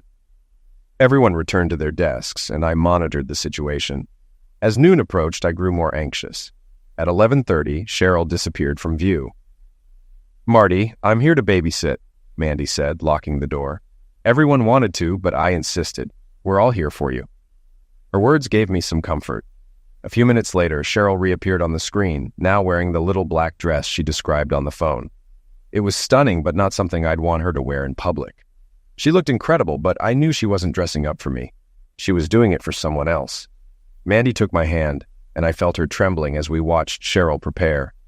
She was waiting for someone, and soon, the first man arrived, the same one from before. They kissed passionately. Then another man entered, followed by a third, and finally a fourth. Now, I understood what all 4 meant. I watched in disbelief as Cheryl kissed each man in turn. They stood around her, laughing and talking, with Cheryl at the center, clearly enjoying the attention. Mandy whispered that one of the men was the same as the day before, and the word she used burned in my mind. We continued to watch as Cheryl reveled in the moment with her coworkers while my heart shattered. The 4 men sat down, 2 on the couch and 2 in office chairs, facing Cheryl, who stood by the window. She started dancing, swaying to music I couldn't hear. I'd seen her dance solo before, just for me, but now it was different. She danced around the room, brushing her fingers across the men's shoulders, and instead of excitement, all I felt was dread. Back in the corner, Cheryl undid her halter top, letting the dress fall to the floor. Smiling, she moved through the men who reached out to touch her. Each time they did, I flinched. Mandy gripped my hand tightly as Cheryl stood in the middle, smiling and touching her own body, clearly enjoying the attention. It crushed me. Then they started having sex. I couldn't take it. Mandy whispered, "It'll be over soon," while comforting me. When I looked back, I saw Cheryl with each man in turn. Mandy held me, crying for me as I watched. Afterward, Cheryl picked up her dress, wiped herself down with a towel, and changed into her usual business attire as if nothing had happened. But everything had changed. Our marriage was over. Though my heart raced, I remained surprisingly calm. Mandy's soft sobs brought me back to the moment. "It's all over, Mandy," I said quietly. She asked me how I was doing. "Not great, but better than the other day." "I'm numb," I admitted. "This weekend will be rough." "What can I do to help?" she asked, her concern evident. "I'm not going home," I replied, making a decision. "I'll go to my dad's. He's always been rational. Maybe he can help me make sense of all this." "We're here for you, just ask," she offered. "Thanks, Mandy, and thank everyone else for me," I said, appreciating the support. Mandy nodded and left the room. A short while later, Red came in and quietly started working at the computer. About half an hour passed before 4 pictures appeared on the large screen, accompanied by an organizational chart of Cheryl's company. "These are the 4 guys," Red said, breaking the silence. "They're all her immediate supervisors, 2 levels below top management. I've got their personnel files and will add more details soon. It'll all be on your computer." I didn't respond. I just stared at the faces of the men who had been with my wife. I couldn't blame them. Any man would want Cheryl. Anyone but me, that is. I wasn't in my right mind anymore. Adriana was the last to leave, stopping by to check on me and wishing me well for the weekend. Once alone, the pain hit hard. Tears fell onto my desk. I knew I had to get away. I watched Cheryl packing up her dress, then called home, leaving a message that I was going to my dad's. I called my dad next, and he sensed something was wrong, telling me to come. 15 minutes later, I was on the road. By Monday morning, I returned to the office with more energy and clarity than I'd had in days. My dad helped me navigate my thoughts, and I finally knew what I needed to do. Now, I just needed my team to make it happen. Jackie approached me as I made coffee, her eyes full of concern. "You okay, boss?" she asked. "I'm okay. Thanks for asking." Without a word, she hugged me tightly, her rings and studs pressing into my chest. But I didn't mind. We broke apart when Yin appeared at the door, smiling as she walked me to my office. When Red arrived, I asked him to gather everyone. We needed a war council. Once everyone was in my office, I shared my plan. "Guys, I've made a decision with some help from my dad. I'm seeing a lawyer today to start the divorce. I'll have the papers served at Cheryl's office during lunch, hoping to catch her in one of her little trysts. Then I'll call her and tell her I've been watching everything. I'll give her a choice, me or her lovers. If she chooses me, she must do 3 things. File a sexual maltreatment suit against her supervisors, resign from her job, and explain why she did this. If she agrees, I'll pause the divorce and see if we can work things out. Though I'm not sure we can. If she refuses, I'll email videos of her actions to everyone at her company and send the videos to the wives of her supervisors. I know it's vindictive, but I need them to feel some of my pain. Now I need all the spy equipment removed from here and my house. Pack up everything related to Cheryl separately for Adriana to hold. Red, can you help with the emails if it comes to that?" "Already done, boss. It'll be untraceable. Just press a button." "Thanks, Red. Let's keep it simple. I hope I don't have to use it." Red then added, "I found out more. Cheryl started this with her boss, Brad Paxton, after he mentioned a promotion. It looks like it began last October, and over time, other managers joined in, each getting a spot on her lunch schedule. She's not involved with anyone else, just these 4. I've copied everything to your computer. Also, she spent a quiet weekend at home. No activity with anyone else." "Thanks, Red," I said, processing the information. "I appreciate all of you for being there for me." They smiled at me, and I smiled back. "Let's get busy. I want the landmass audit on my desk by 5 o'clock. I'm heading home this afternoon to get some things, so someone needs to keep an eye on Cheryl and call me if she leaves." Mandy and Adriana both spoke up at once. "No!" Mandy continued. "You're staying in our guest room. I've already changed the sheets. Once you get what you need from your house, you'll stay with us. No arguments." I knew better than to argue. "All right. I'll call when I'm done." The meeting ended, and everyone got to work. Red stayed at his computer setting up the email blast, while Yin and Jackie dismantled and packed up the equipment, leaving only the telescope and monitor for when things would escalate. Mandy and Adriana gathered the landmass paperwork, and it became clear we wouldn't be able to save landmass from their financial mess. I scheduled an appointment with a divorce attorney for that afternoon. At lunchtime, Adriana handed me my phone in Yin's office. I avoided the telescope monitor. I'd seen enough. "Marty, call Cheryl. We need to see if she reacts the same way as last time," Adriana said. Reluctantly, I called her office. Cheryl answered, sounding out of breath. My mind filled with painful images. After we hung up, Adriana confirmed they got the video they needed. Monday and Tuesday nights, I stayed late at work to avoid Cheryl. Wednesday at 12:15 p.m., everything was set to unfold. I prepared the final report for landmass, but left it on my desk until I finished my personal matters. Red informed me he could remotely unlock Cheryl's office door using their building's electronic lock system. He was pleased with himself, smiling more than usual. Wednesday morning was quiet and tense. We had breakfast together and then returned to my office at landmass. At noon, Cheryl's lover Brad arrived. We watched as they talked and began their affair. I grew anxious, worried the process server might be late. Suddenly, the lovers panicked and scrambled to dress as a man in a suit entered the office. He handed Cheryl a large envelope and left. Cheryl sat down stunned, while Brad looked confused. When she opened the envelope, papers and photos spilled out. One photo showed her flipping off the phone, and another captured her in a compromising position with an older man. Cheryl rushed to the window, her face filled with terror as she looked toward our building, realizing she was caught. I called her office. She hesitated before answering with a trembling voice. "Tell Brad to leave," I ordered. Cheryl collapsed in her chair before telling Brad to go. When he resisted, she shouted at him to leave, warning him that I knew everything. After Brad left, Cheryl turned to face the window. "Cheryl, listen carefully," I said. "You have one chance to fix this. First, quit your job. Second, file a sexual maltreatment lawsuit against your 4 lovers in Enterprise. Third, explain to me why you did this. You have 5 minutes to start with the first step." I heard her sobbing, and I hovered over the enter key, ready to send the videos to everyone at Enterprise if she didn't comply. I waited, giving her time to respond.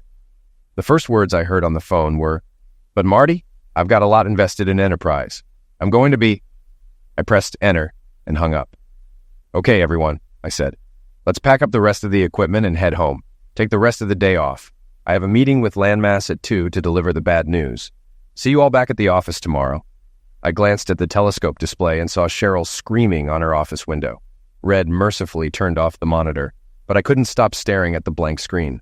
Before I could react, my entire team, my expert accountants, computer geeks, and closest friends, came over and embraced me, even Red. They understood what had just happened and shared in my sadness.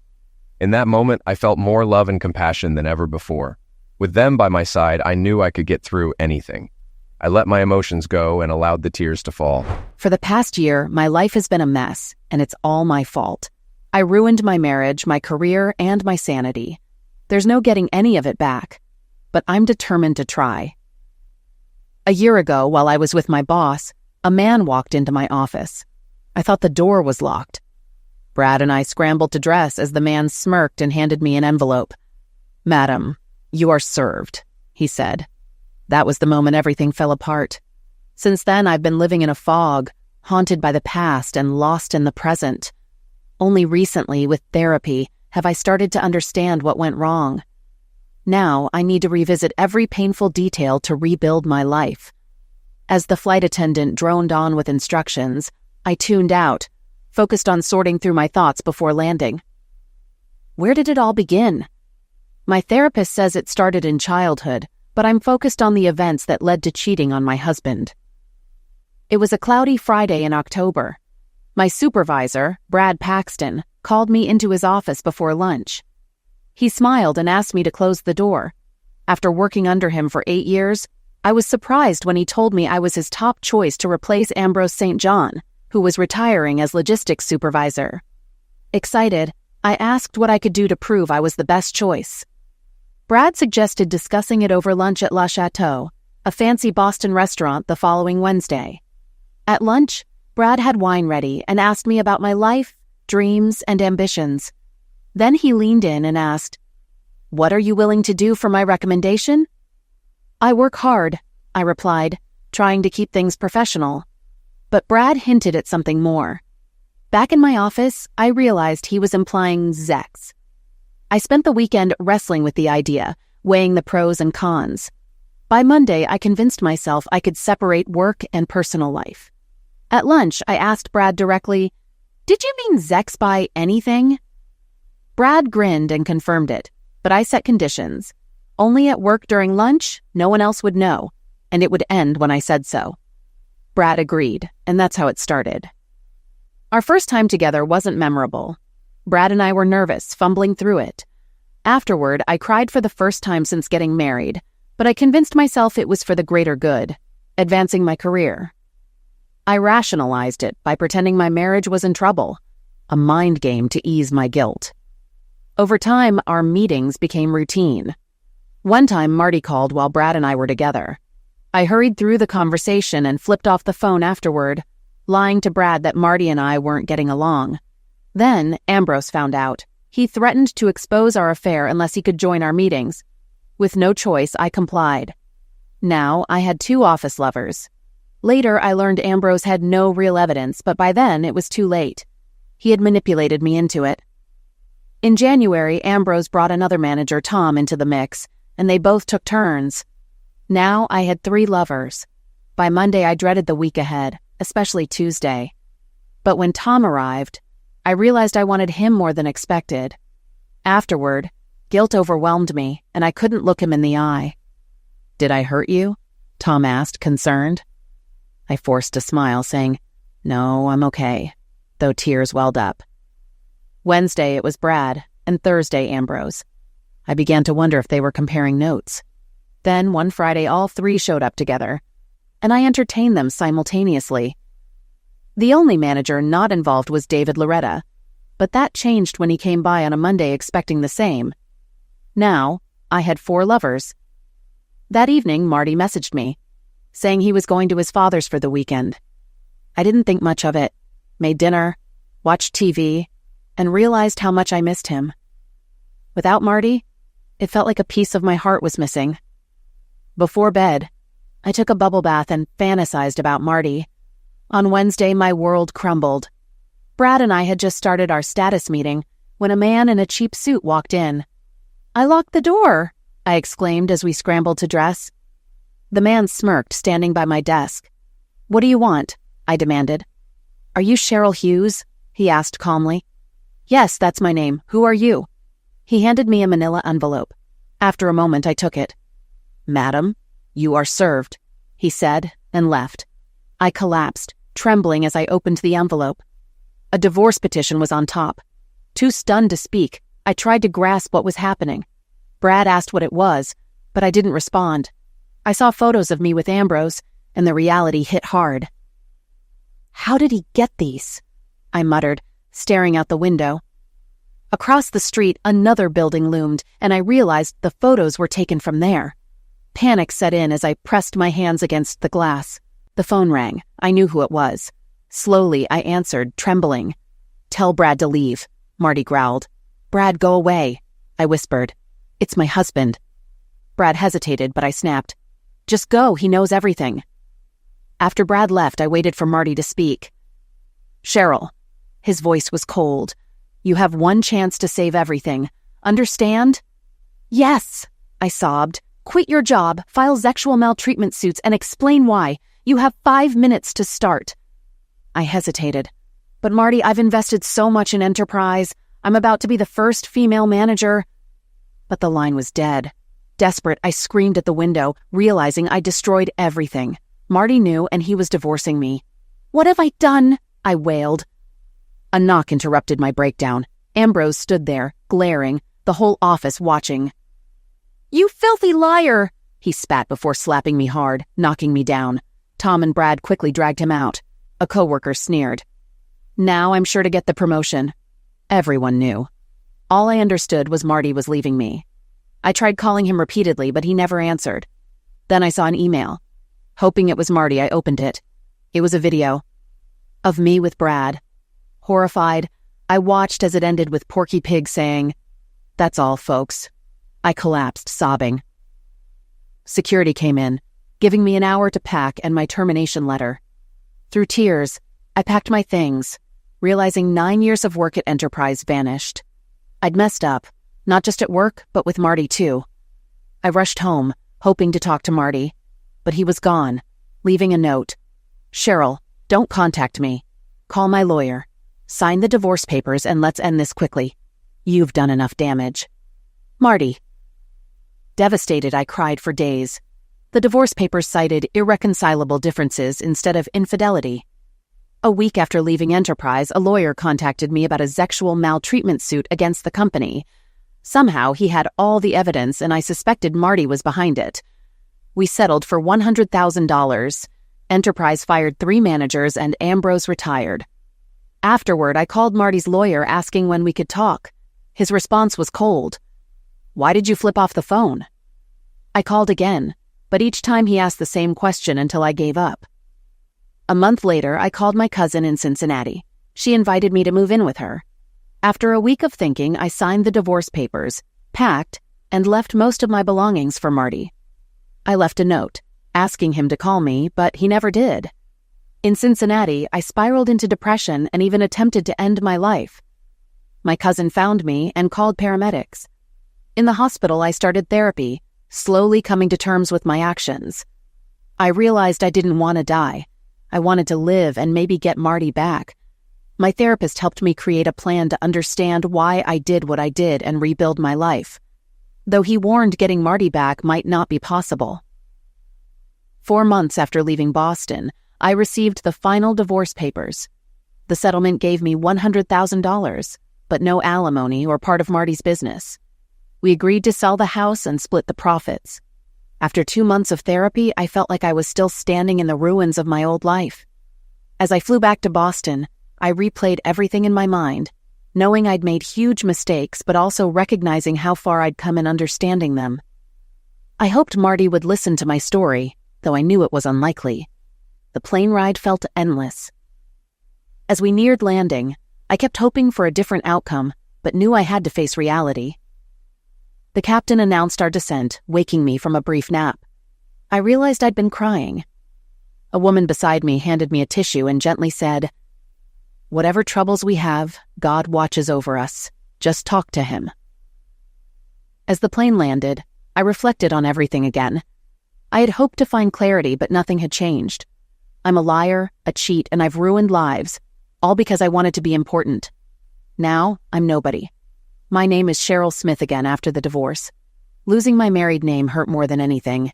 I didn't want alimony, the condo, or savings. I just wanted Marty, but that wasn't possible. I rented a car and drove toward Waltham, where my old home was.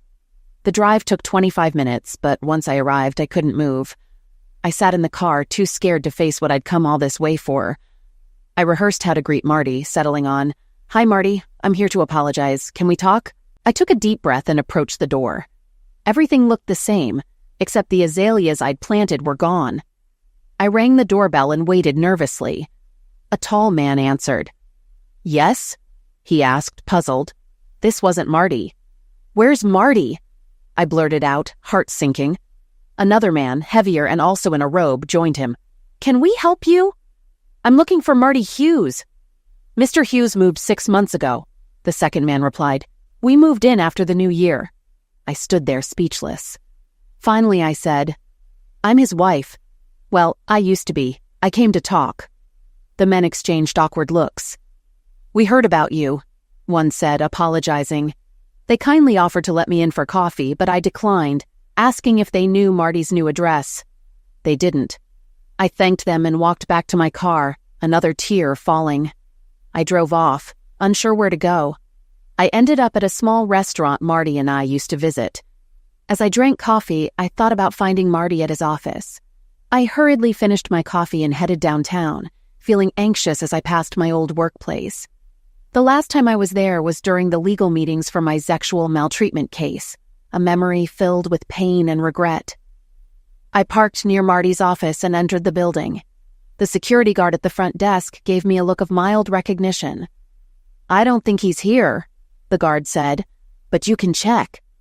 Marty's office door was locked and the lights were off. The door now read Hughes and Associates instead of M. Hughes, CPA. I wondered what that meant. Back in the car, I debated my next move. I decided to contact one of Marty's employees, Mandy, who I still had as his emergency contact. I entered her address into the GPS and drove off, hoping she might help. When I arrived, a young girl in a soccer uniform answered the door and called for her mom. After a wait, Mandy appeared, her eyes full of anger. "What do you want?" she asked coldly. I took a deep breath. "I'm looking for Marty. I came to apologize and talk to him. Do you have his address?" Mandy's eyes flared with anger. "Yes, but I'd never give it to you. You've caused enough pain. Marty's moved on and you're just a bad memory. Now leave." She slammed the door in my face. All hope vanished as I drove away, sobbing uncontrollably. I had to pull into a fast food parking lot to calm down. A concerned older man eventually tapped on my window asking if I was okay. I managed to reply that I'd be fine, though I wasn't sure if I believed it. Thinking of Marty's father, I decided to drive to his house. But when I arrived, there was a "for sale" sign on the lawn. The house was empty. Desperate, I approached a neighbor who informed me Marty's father had passed away 3 months ago. Feeling defeated, I drove to the cemetery where Marty's father was buried. I found a fresh inscription on his headstone and a basket of flowers from Marty and his sister. A florist's card was attached, so I decided to stop by the shop, thinking it might be my last chance to find Marty. At the florist, a young man politely told me they couldn't give out customer information. Desperate, I offered him a $100 bill. He hesitated but eventually wrote down Marty's address, asking me not to mention where I got it. I followed the GPS to a pretty white bungalow. The mailbox confirmed it was Marty's place, but no one was home. I decided to wait, sitting on the porch. As I wandered around the house, I saw traces of Marty everywhere. Plants from our old home, a sundial with his favorite quote. But this was his life now, not ours. I walked to a nearby park and sat at a turtle-shaped table, thinking about the life we once planned, but would never have. Overwhelmed, I broke down in tears, feeling that life without Marty wasn't worth living. Suddenly, I felt a hand on my shoulder. I turned to see Marty standing behind me, his hand gently resting on my shoulder. I jumped up, sobbing and repeating his name, telling him how much I missed and loved him. He held me as I cried, but nearby, Mandy, Adriana, and another woman watched with icy expressions. "Hi, Cheryl," Marty said quietly. "Would you like to come in?" I clung to him and he gently led me back to the house. Inside, he suggested I freshen up in the bathroom. While there, I washed my face and tried to regain my composure. When I came out, Marty was waiting. "Let's go out onto the deck," he said softly. "We need to have that talk." As we passed through the kitchen, the women were busy preparing food, watching us in silence. We sat on the deck, and for what felt like an eternity, neither of us spoke. Finally, Marty broke the silence. "How have you been, Cheryl?" "I'm better now, Marty. How about you?" I replied, trying to steady my voice. "Good, but I don't think you came here for small talk. Tell me what's been going on since everything fell apart." I took a deep breath and began. "Marty, I'm not sure how much you know, so I'll tell you everything. The sexual maltreatment case against Enterprise settled out of court, and I used the money to start over in Cincinnati. I've been working for a software company, and it's a good job." I paused, but Marty stayed silent, listening. "I've been seeing a psychologist since I left Boston," I continued. "He's helped me understand that everything that happened was my fault. You did nothing to deserve this. I'm to blame." I struggled to keep my composure. "I know I've apologized before, but I mean it now more than ever. I'm so sorry, Marty, for everything." I fought back tears and pushed on. "I was a mess after you found out. I even tried to end my life once, but my therapist helped me realize it was a desperate act, not meant to hurt you further." Marty shook his head, his eyes filled with emotion. "My therapist helped me see that my low self-esteem led me to make terrible decisions. I thought sleeping with Brad would guarantee a promotion, but I later learned I was already recommended. It spiraled out of control and I made horrible choices." Marty shifted in his chair but didn't speak. "I'm not making excuses. I wasn't coerced, I did it willingly. And when you sent that email, I realized how deeply I'd hurt you. I would have accepted any punishment if you'd just listened to my apology." I paused, trying to gather my thoughts. I destroyed the lives of those men and their families, just like I destroyed ours, all because I wanted that job. I took a breath. The lies I told you were hateful, and for that I'm deeply sorry. I hope you can someday trust me again, but I'll understand if you can't. I took a deep breath, trying to steady myself. Before I start crying again, I need you to know something. The sex I had with those men meant nothing compared to one night in your arms. With them, it was just sex. But with you, it was love. 3 of them used me. 1 was kind, but none of it compared to being with you. Tears streamed down my face as I looked at Marty. I never told them I loved them. I only said that to you, and I always meant it. The past year has been hell without you. I'll do anything to make things right. Whatever it takes, just let me back into your life. Please, Marty, I love you. I broke down, unable to continue. Marty sat quietly, giving me time to regain control. I'm sorry, I whispered. I wasn't going to cry. Marty, I'm sorry about your father. He was a great man, and I paid my respects at his grave. That's how I found where you live. If you can, please forgive me. If there's any feeling left for me, please let me come back. I want to be with you again. I love you. I covered my face with my hands, letting the tears flow. The whole time, Marty listened without saying a word. I couldn't look him in the eye, unsure of what he was thinking. Just then, Adriana appeared at the door. Excuse me, dinner's ready if you want to eat. Marty looked at me gently.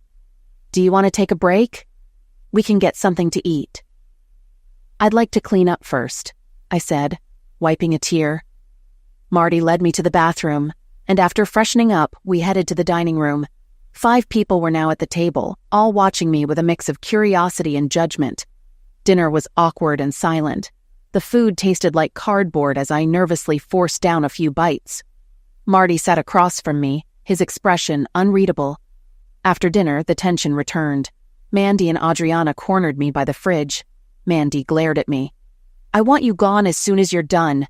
If you hurt him, I'll make sure you regret it. Adriana added, if he sheds a tear because of you, I'll find you and make you pay. He's moved on, so leave him alone. The others stood by, watching. I felt trapped, but knew I had to stay for Marty. Marty returned, rescuing me. Cheryl, let's finish our talk outside, he said calmly. I followed him, relieved to escape the hostility. We sat back on the deck. Cheryl, I appreciate your honesty today, Marty began. I sense a change in you, but I need an honest answer to a question.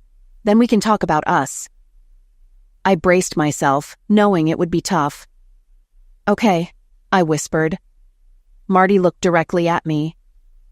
Why did you give me the finger after our call when you were with those guys? I knew this question was coming. Marty, I've done a lot of stupid things, but that was the worst. I convinced myself, and the man I was with, that you were a bad husband to justify my actions. It was all a lie. I'm sorry you ever saw it. Marty nodded slowly. I believe you're being honest. But that act of disrespect hurt more than anything else. It made getting past what you did impossible. His words crushed me. Is that why you wouldn't talk to me? I asked softly. Partly, Marty admitted. I was so angry. I didn't want to hurt either of us more. It took my friends a long time to get me to this point. We both took a moment to breathe. Okay, Cheryl, Marty said finally. I'll give you the short version of my life over the last year. I listened closely as he began to share his side of the story. When I hit send on those emails with the videos of you and your lovers, I was furious, angrier than I'd ever been. I felt like I could eliminate someone, even you, he said bluntly. On the outside, I seemed calm, but inside I was a volcano. I wanted to hurt you, to destroy everything you cared about, including me. He paused, looking down at his hands. I wanted you to feel the same pain I did. Sending those emails to your supervisor's wives was my way of getting back at the men who took you from me and helped ruin our marriage. I blamed you, but I blamed them too. Everyone paid for it, including me. Marty sighed. After that, I got threatening calls and emails, some from your co-workers and friends of those men. I tried apologizing to their wives, but they were too hurt to listen. One even spit in my face. Still, They used the footage in their divorce cases. He looked at me, pain in his eyes. I stayed at my dad's for a while, trying to get my head straight. He helped me calm down, but eventually I had to deal with things on my own. By the time I got back, you were gone. I didn't try to find you or call. I was glad you were gone, even though it left a huge hole in me. His voice softened. I cried for days until my friends staged an intervention. Mandy and Adriana practically mothered me, and Yin made sure I ate, exercised, and kept my work in order. Even Jackie tried to get me out of my comfort zone. Red brought over DVDs and beer, and we had a guys' weekend. It was cathartic. After 3 months of self-pity, I finally started living again. Marty took a deep breath. I sold our condo after you signed the divorce papers. It took a while, but by then I was already living here. Moving here was a fresh start, something I desperately needed.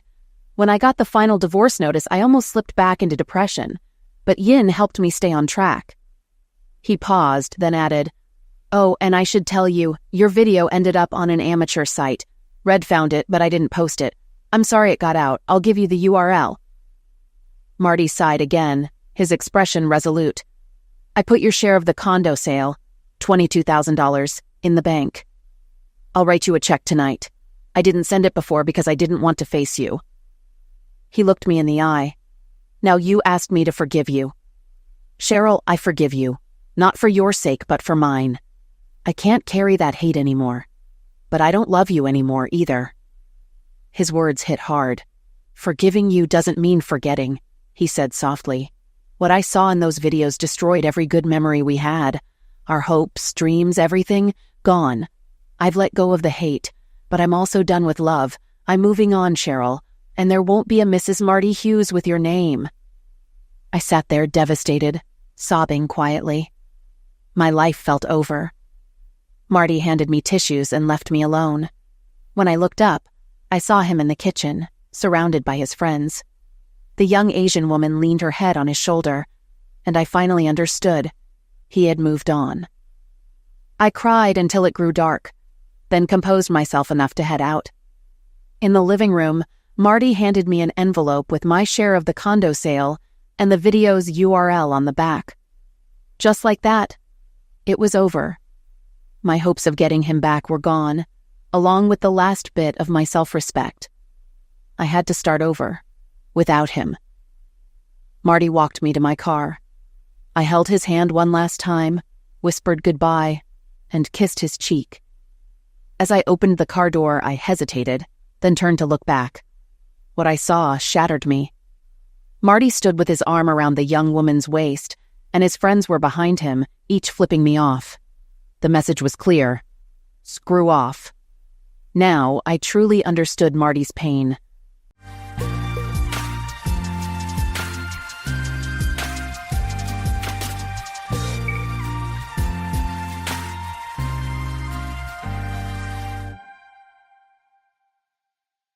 Welcome to Lost Relation Chronicles.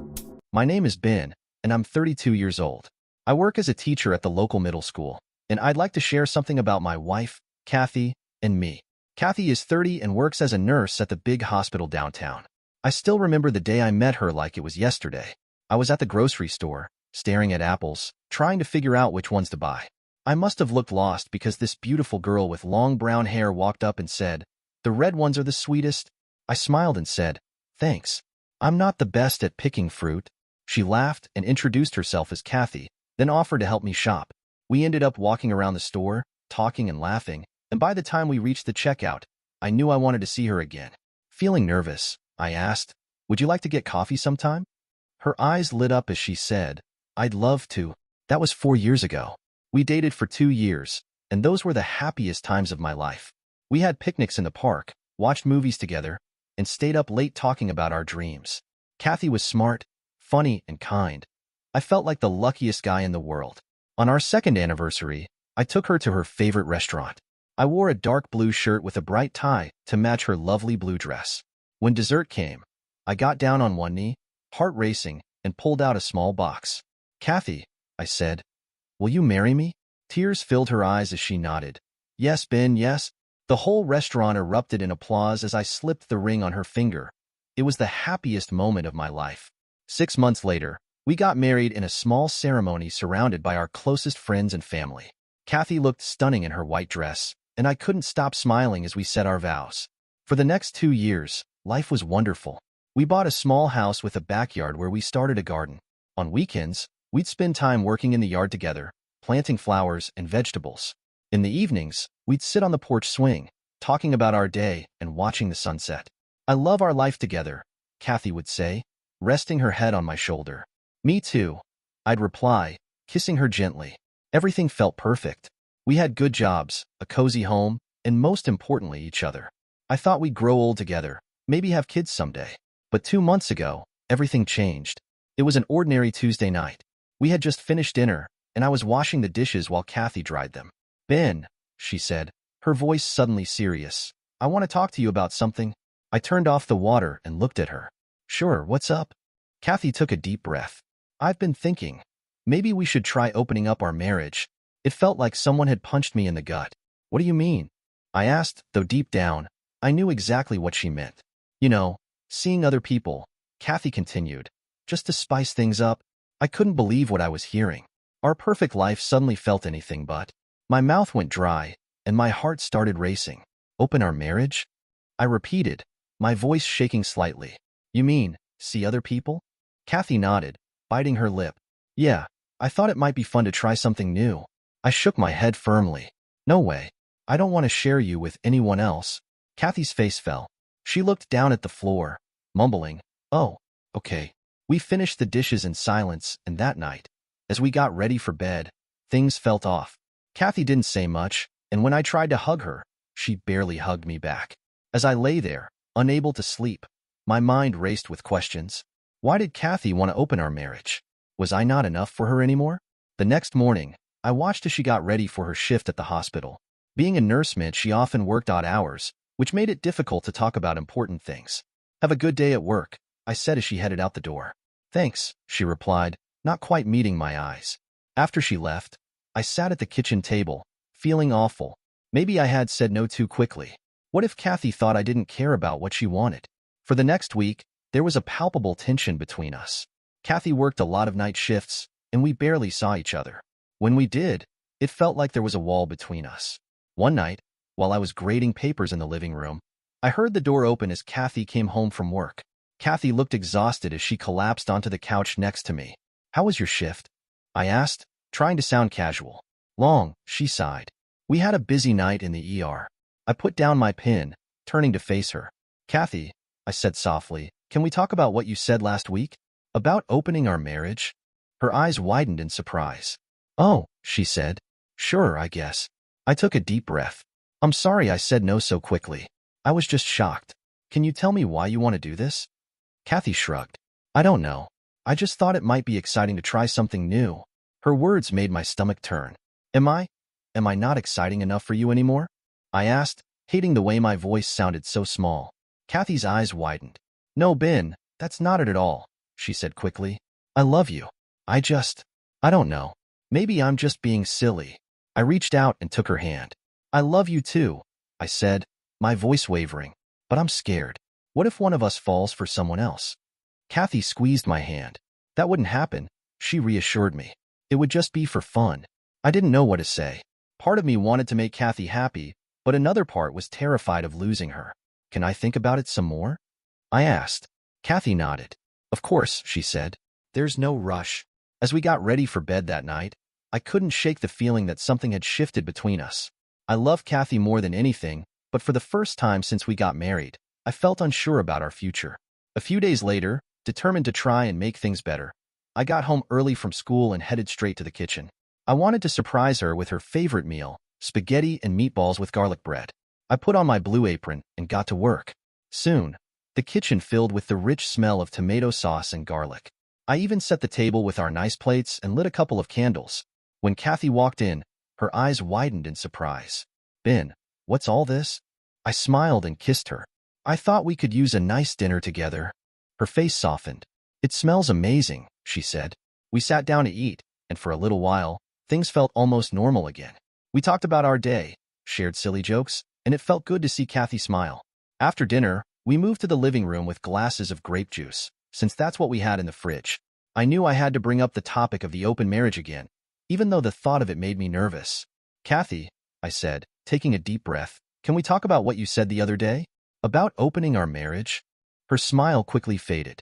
She set her glass down and looked at me. What about it? I tried to keep my voice calm. I've been thinking about it a lot. Can you tell me more about why you want to do this? Kathy's face flushed red. Why are you bringing this up now? She asked, her voice rising. I thought we were having a nice evening. I was surprised by how angry Kathy sounded. I'm not trying to ruin anything, I said quickly. I just want to understand. Kathy stood up, her hands on her hips. Understand what? Are you trying to trick me or something? Now I was really confused. Trick you? Kathy, I'm not playing any games. I'm just trying to talk to you. Well, it doesn't feel like that, Kathy snapped. It feels like you're trying to catch me saying something wrong. I felt my own frustration building. That's not fair, I said. I'm trying my best here. Without a word, Kathy grabbed her glass and stormed off to the kitchen. I heard her dump the juice and place the glass in the sink with a loud clank.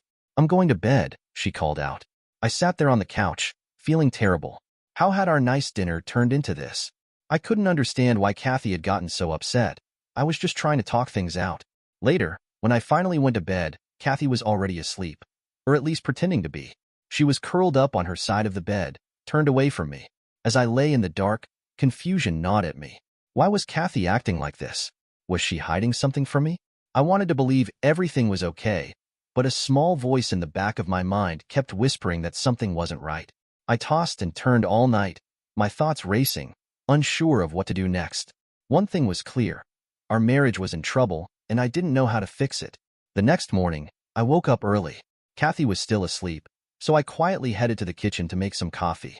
As I sat at the table, sipping from my favorite mug, Kathy walked in, looking exhausted with dark circles under her eyes. Morning, I said softly. Want some coffee? Kathy nodded and sat down across from me. We sat there in silence for a while, the tension hanging in the air. Finally, I couldn't hold it in any longer. Kathy, I said, can we please talk about what's going on? She sighed and set her mug down. Fine. What do you want to know? I took a deep breath, bracing myself. Why did you really suggest opening our marriage?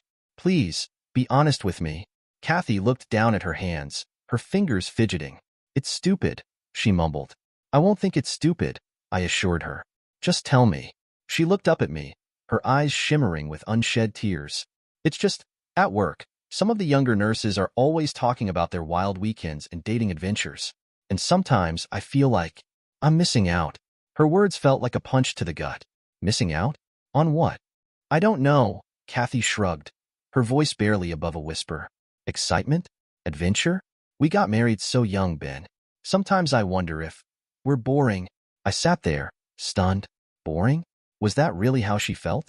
I couldn't believe what I was hearing. Boring? Kathy, I love our life together. I thought you did too. I do, she said quickly, almost offensively. Most of the time. But don't you ever wonder what else is out there? I shook my head firmly. No, I don't. You're all I want, Kathy. I thought I was all you wanted too. Kathy reached across the table and took my hand, her voice soft. You are. I'm sorry I brought this whole thing up. Can we just forget about it? I wanted to believe her, but something felt off. Are you sure? Because if something's wrong, we need to fix it together. Nothing's wrong, Kathy replied, but she wouldn't meet my eyes. I was just being silly. For the next few days, I tried to act like everything was normal, but it wasn't. Kathy seemed distant, always glued to her phone or working late. When we did spend time together, it felt like she was somewhere else, far away. One night, as we were watching TV, I turned to look at her. She was staring at her phone, barely paying attention to the show. Remember when we used to talk for hours? I asked, breaking the silence. Kathy looked up, startled, as if she hadn't heard me. Huh. Oh yeah, that was nice. We could do that now, I suggested, trying to bridge the growing gap between us. Talk, I mean. She gave me a small, tired smile. Maybe later, okay? I'm kind of tired. As Kathy went back to scrolling through her phone, I felt a heavy weight settle in my chest. Where was the girl who used to laugh at all my jokes? Who would dance with me in the kitchen while we made dinner? Who used to look at me like I was the most important person in the world? I missed that Kathy. I missed us. And I was starting to worry that maybe, just maybe, Kathy missed something else, something I couldn't give her. That night, as I lay in bed listening to her quiet breathing, I couldn't help but wonder if our once happy marriage was slipping away and if there was anything I could do to save it. As the weeks passed, things between us didn't get better. In fact, they got worse. Kathy started coming home later and later from work. At first, it was just an hour or two, but soon, she was getting home after I had already gone to bed. One night, I decided to wait up for her. When she finally walked in at 11:30, I was sitting on the couch in my pajamas. "Ben," she said, looking surprised. "Why are you still up?" I tried to keep my voice calm. "I was worried about you. You've been coming home so late these days," Kathy sighed, dropping her bag on the floor. "I know. I'm sorry. Work has been crazy lately. Is everything okay at the hospital?" I asked, trying to understand. Kathy nodded, but she wouldn't quite meet my eyes. "Yeah, it's just, there might be a promotion coming up. I'm trying to show I can handle more responsibility." I wanted to believe her, but something didn't feel right. "A promotion? That's great, but why didn't you tell me about it before?" "I didn't want to jinx it," she said quickly. "Can we talk about this tomorrow? I'm really tired." Before I could say anything else, she headed to the bedroom, leaving me sitting there, feeling more confused and uneasy than ever. I sat there on the couch, feeling more confused than ever. The next day, I tried to push my worries aside. Maybe Kathy really was just working hard for that promotion. But as the days went on, I couldn't shake the feeling that something else was happening. Kathy was constantly on her phone, smiling at text messages. Whenever I asked who she was talking to, she'd casually reply, "People from work," and then quickly change the subject. She started going out more on weekends, saying she was meeting up with coworkers for drinks. One Saturday morning, as Kathy was getting ready to go out, I decided to finally ask her about it. "You've been going out a lot lately," I said, trying to sound casual. "Is everything okay?" Kathy looked at me in the mirror as she put on her earrings. "Of course," she said, her tone light. "Why wouldn't it be?" "I don't know," I admitted, feeling a lump form in my throat. "I guess I'm just feeling a bit left out." Kathy turned to face me, her expression softening. "Oh, Ben," she said, giving me a quick hug. "You don't need to worry. It's just work stuff." But as she pulled away, I noticed something. She wouldn't look me in the eye. My stomach knotted, like I'd swallowed a rock. That night, as I lay in bed alone, waiting for Kathy to come home, I couldn't stop my mind from racing. Was Kathy really just focused on work? Or was there something, or someone else? I didn't want to believe that Kathy might be lying to me. She was my wife, my best friend. We'd promised to love and trust each other forever. But as I listened to the quiet tick of the clock, waiting for the sound of her key in the door, I couldn't help but wonder if those promises still held any meaning for her. I tried to push these thoughts away. "Don't jump to conclusions," I told myself. "Kathy loves you. There has to be a good explanation for all of this." But deep down, a little voice kept whispering that something was very, very wrong. One Tuesday, I decided to do something nice for Kathy. I got home early from school and started making our favorite dinner, lasagna with extra cheese. The kitchen soon filled with the comforting aroma of tomatoes and garlic. Just as I was putting the lasagna in the oven, my phone buzzed with a text from Kathy. "Working late tonight. Don't wait up. Sorry." My heart sank. I looked at the lasagna and felt foolish for even trying. But then an idea popped into my head. What if I surprised Kathy at work? I could bring her some lasagna, and maybe we could eat together in her office. It would be like old times when we used to have little picnics together. I waited for the lasagna to finish cooking, then cut a big piece and put it in a container. I even packed some garlic bread and a can of Kathy's favorite soda. The drive to the hospital took about 20 minutes. The whole way there, I kept thinking about how happy Kathy would be to see me. Maybe this would help us get back to normal. When I got to the hospital, I went to the front desk. A young woman with curly hair was sitting there. "Hi," I said, holding up the container. "I'm here to see Kathy. I'm her husband, Ben. I brought her some dinner." The woman looked at her computer screen, then back at me with a confused expression. "I'm sorry, but Kathy left about an hour ago." I felt like someone had dumped a bucket of cold water over me. "Left?" But she texted me saying she was working late. The woman shrugged. "I'm sorry, but I saw her leave myself. She said she was done for the day." My mind was spinning. Where was Kathy if she wasn't at work? Why would she lie to me? "Are you sure?" I asked, my voice shaking a little. "Maybe she came back?" The woman shook her head. "No, I've been here the whole time. She definitely left." I mumbled a thank you and walked out of the hospital, still holding the container of lasagna. My hands were shaking so much I almost dropped it. As I got back in my car, I didn't know what to do. Should I call Kathy? Drive around looking for her? Go home and wait? I sat there for a long time, staring at my phone, feeling a mix of worry and confusion. Finally, I sent Kathy a text. Hope work isn't too stressful. Love you. A few minutes later, my phone buzzed with her reply. Thanks. It's pretty busy here. See you later. I stared at the message, feeling sick to my stomach. Kathy was lying to me. She wasn't at work. She was somewhere else, doing who knows what. As I drove home, the container of lasagna sitting cold in the passenger seat, I felt like my whole world was falling apart. What was happening to us? Where was my wife, and why didn't she want me to know? I had so many questions, but I was afraid of what the answers might be. I barely slept that night. When I heard Kathy come home, I pretended to be asleep. I didn't know what to say to her. The next morning, I woke up early and made coffee. Kathy came into the kitchen, yawning. Morning, I said, trying to sound casual, but my voice felt strained. Morning, she replied, pouring herself a cup of coffee. She looked tired, as if she hadn't slept well. How was work last night? I asked, keeping my tone light. Oh, you know, the usual. Busy. She avoided eye contact as she stirred her coffee. I wanted to push further, to ask her about her late nights and her secretive behavior, but the words caught in my throat. Instead, I decided to take a different approach. I made lasagna yesterday, but I didn't get to give you any. Want to have it for dinner tonight? Her eyes brightened for a moment before she quickly masked it with a neutral expression. Sure, that sounds nice. As we sipped our coffee in silence, I couldn't shake the feeling that something was off. The warmth and laughter that used to fill our mornings seemed like a distant memory. I needed to find a way to address the elephant in the room, but I wasn't sure how to start without escalating things further. I took a deep breath. Kathy, we need to talk. She froze, her hand on the coffee pot. About what? About last night, I said, trying to keep my voice steady. I went to the hospital to surprise you with dinner. Kathy's face went pale. You did? I nodded. The receptionist said you'd left an hour earlier. But you told me you were working late. Kathy's eyes darted around the room, not meeting mine. Oh, yeah. I had a meeting off-site. A meeting? I pressed, feeling a knot tighten in my stomach. Why didn't you mention it before? It doesn't add up, Kathy. She shifted uncomfortably, avoiding my gaze. I didn't think it was important. Things are just hectic at work right now. Are they really? I asked, my heart racing. Or is there something else going on that you're not telling me? Kathy's expression tightened, and for a moment, I thought she might break down. Instead, she crossed her arms defensively. Ben, I told you it's just work. Can we not do this right now?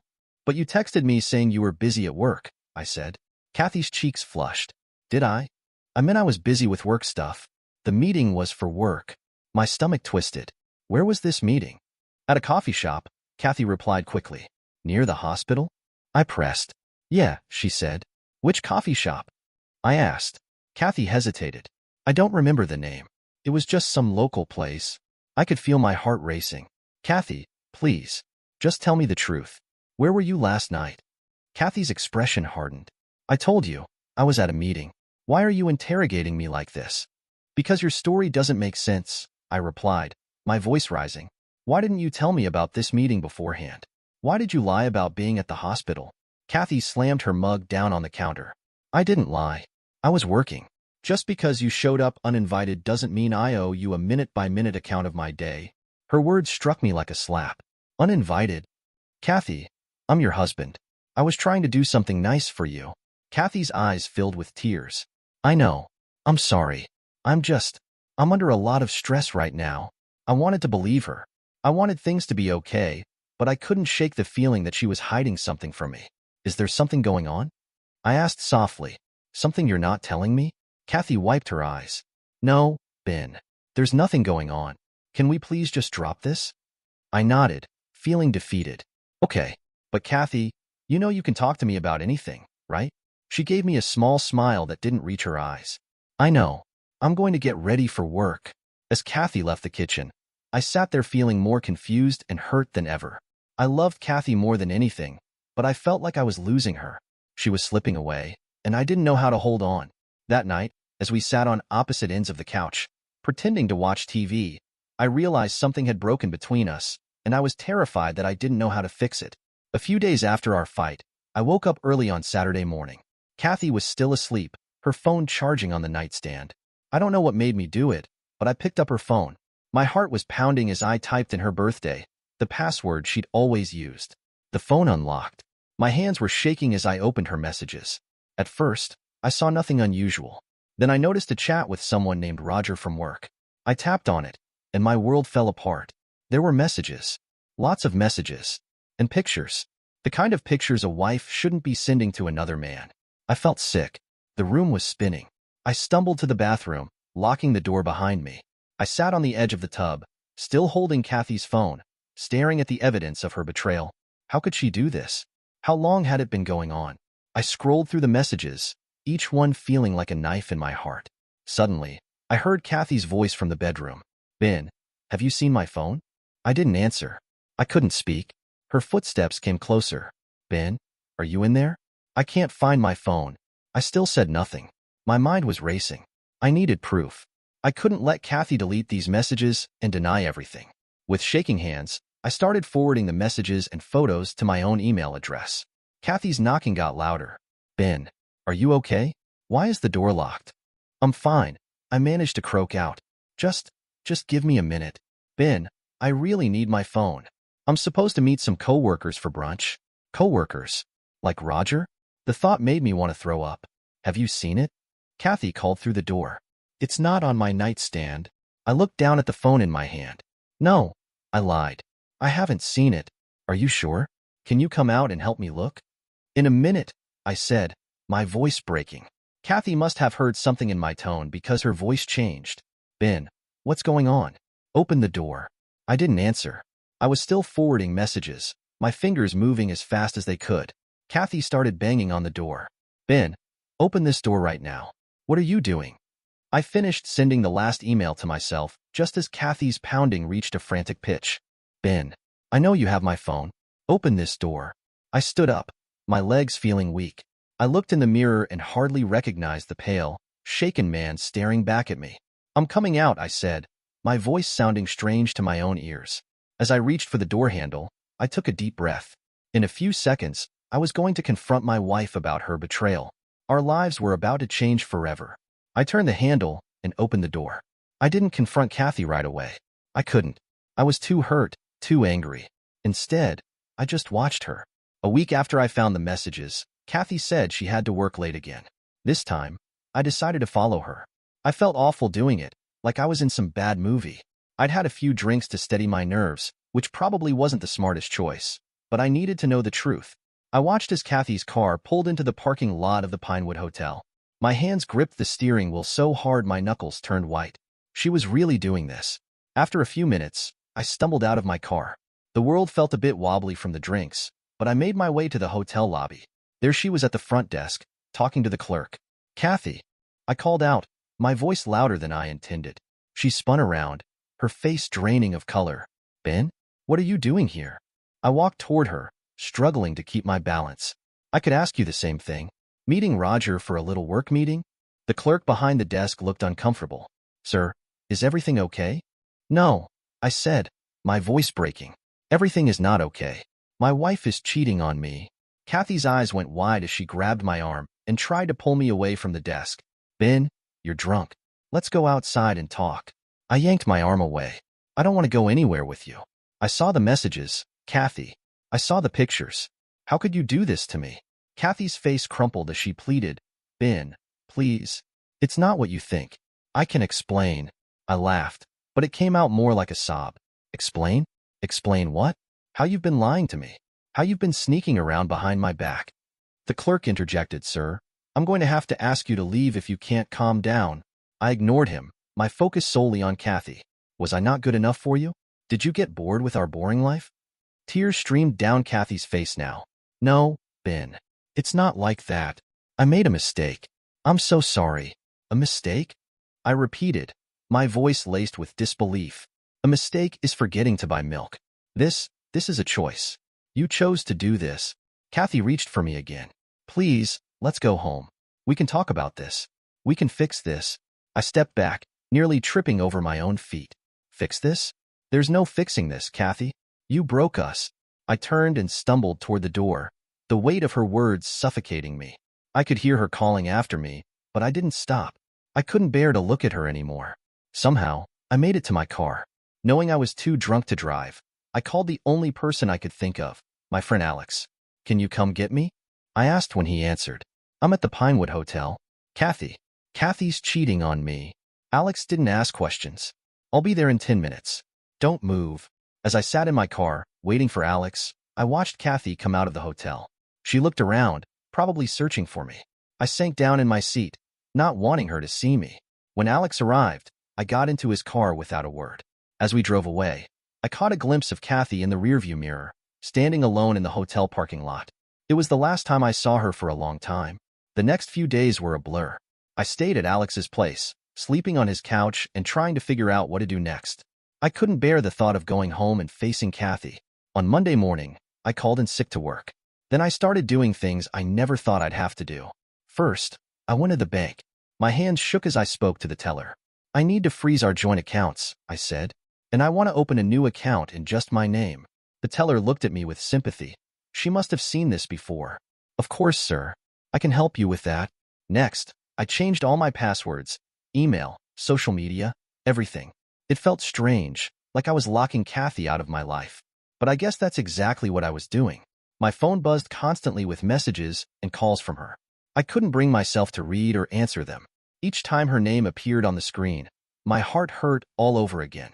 On Tuesday, I did something I never thought I'd have to do. I went to the doctor for STD tests. The nurse was kind, but I still felt a deep sense of shame. "The results will take a few days," she told me. "We'll call you when they're ready." I nodded, unable to trust myself to speak. By Wednesday, I was a complete wreck. I hadn't slept properly in days. My phone showed over 50 missed calls from Kathy and more text messages than I could count. Alex was worried about me. "You need to talk to someone," he said over breakfast. "Not Kathy, but maybe a lawyer. Remember from school? He works at a law firm. He might be able to help." I nodded, too exhausted to argue. I called Alex, and he agreed to meet us for lunch. Alex was a big guy with a kind face. He listened as I stumbled through my story, my voice cracking several times. "I'm so sorry you're going through this," Alex said when I finished, "but you're doing the right things. Freezing the accounts was smart. What do I do now?" I asked, feeling completely lost. Alex leaned forward. "Well, if you're sure you want a divorce, we should start the proceedings as soon as possible. I know a good divorce lawyer. Want me to set up a meeting?" The word divorce hit me like a punch to the gut, but I nodded. "Yeah, I think that's what I need to do." As we left the restaurant, my phone buzzed again. Another message from Kathy. Without looking at it, I turned off my phone. "You'll have to talk to her eventually," Alex said gently. "I know," I replied, "but not yet. I can't face her yet." That night, as I lay on Alex's couch, staring at the ceiling, I received a call from the doctor's office. My test results were negative. I felt relieved, but it was a small comfort amid the storm of emotions I was experiencing. As I drifted off to sleep, I wondered how my life had fallen apart so quickly. Just a few weeks ago, I thought Kathy and I would be together forever. Now, I was preparing to divorce the woman I had once believed was the love of my life. A week after my meeting with Alex, he called me. I was still staying at Alex's place, trying to figure out my next steps. "Ben," Alex said, his voice serious, "Kathy reached out to me. What did she want?" I asked, dreading the answer. Alex sighed. "She's begging for a chance to reconcile. Says she wants to explain everything." I closed my eyes, feeling a mix of anger and sadness wash over me. "Did she explain to you?" "She tried," Alex said. "Claims the hookups meant nothing, that she made a huge mistake and wants to make it right." I laughed bitterly. "A mistake? She had an affair, Alex. That's not a mistake. That's a choice." "I know, buddy," Alex said softly. "Look, I need to go to your house and get some of your stuff." Kathy agreed to let me in. "Do you want me to talk to her?" I thought about it for a moment. Part of me was curious about what Kathy had to say, but another part couldn't bear to hear it. "Just get my clothes and important papers," I said finally. Don't talk to her more than you have to." Alex agreed, and we hung up. An hour later, he called me back. "I've got your stuff," he said. "But Ben." Kathy was there. She was pretty upset. I swallowed hard. "What do you mean?" Alex's voice was gentle. She was crying, saying she regrets everything. "She wants to talk to you, to explain. I think she's really struggling with what she's done." She was crying, begging me to help her fix things with you. Said she'd do anything to make it right. I felt a lump in my throat. What did you tell her? I told her that you need time and space, Alex said. That if she really wants to make things right, she needs to respect that. I nodded, even though Alex couldn't see me. Thanks, Alex. I appreciate it. There's one more thing, Alex added hesitantly. She wrote you a letter. Asked me to give it to you. I've got it here with your stuff. My heart raced at the thought of a letter from Kathy. Part of me wanted to read it, to understand why she did what she did. But another part knew it would only hurt more. Don't give it to me yet, I said. I'm not ready. Okay, Alex said. I'll keep it safe. When you're ready, if you're ever ready, it'll be here. After we hung up, I sat on Alex's couch, my head in my hands. Kathy wanted to reconcile. She claimed the hookups meant nothing. But how could I ever trust her again? How could I look at her without seeing those messages, those pictures? Alex came in and saw me sitting there. You okay, man? I looked up at him, feeling lost. Kathy wants to reconcile. She told Alex the hookups meant nothing. Alex sat down next to me. What do you want to do? I shook my head. I don't know. I love her, Alex. Or I loved who I thought she was. But how can I ever trust her again? Alex put a hand on my shoulder. You don't have to decide anything right now. Take your time. Figure out what you really want. As I nodded, I realized that's exactly what I needed to do. Take time. Think. Decide if there was anything left of my marriage worth saving. 2 weeks after Alex brought me my stuff, I finally felt ready to start the divorce proceedings. I met with the lawyer Alex recommended, a kind but firm woman named Sarah. Are you sure you want to go through with this? Sarah asked as we sat in her office. The walls were lined with law books, and her desk was neat and organized. It made me feel like my messy life might have some order soon. I nodded, my throat tight. Yes, I'm sure. I can't go back to how things were. Sarah nodded and started explaining the process. As she talked about property division and legal terms, my mind wandered. How did Kathy and I end up here? Just a few months ago, we were talking about starting a family. Now, we were discussing ending our marriage. A week later, Sarah called me. Her voice sounded strained. Ben, we've hit a snag. Kathy is refusing to sign the divorce papers. My heart sank. What? Why? She says she wants to reconcile, Sarah explained. She's asking for marriage counseling before moving forward with any legal proceedings. I felt a mix of frustration and sadness wash over me. I couldn't believe what I was hearing. What kind of accusations?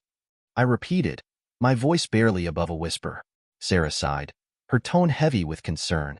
She's claiming that her actions were a result of your emotional neglect. She says you pushed her away, made her feel unloved. I felt like I'd been punched in the gut. All the nights I stayed late at work, the times I brushed off her feelings, thinking I was providing for us.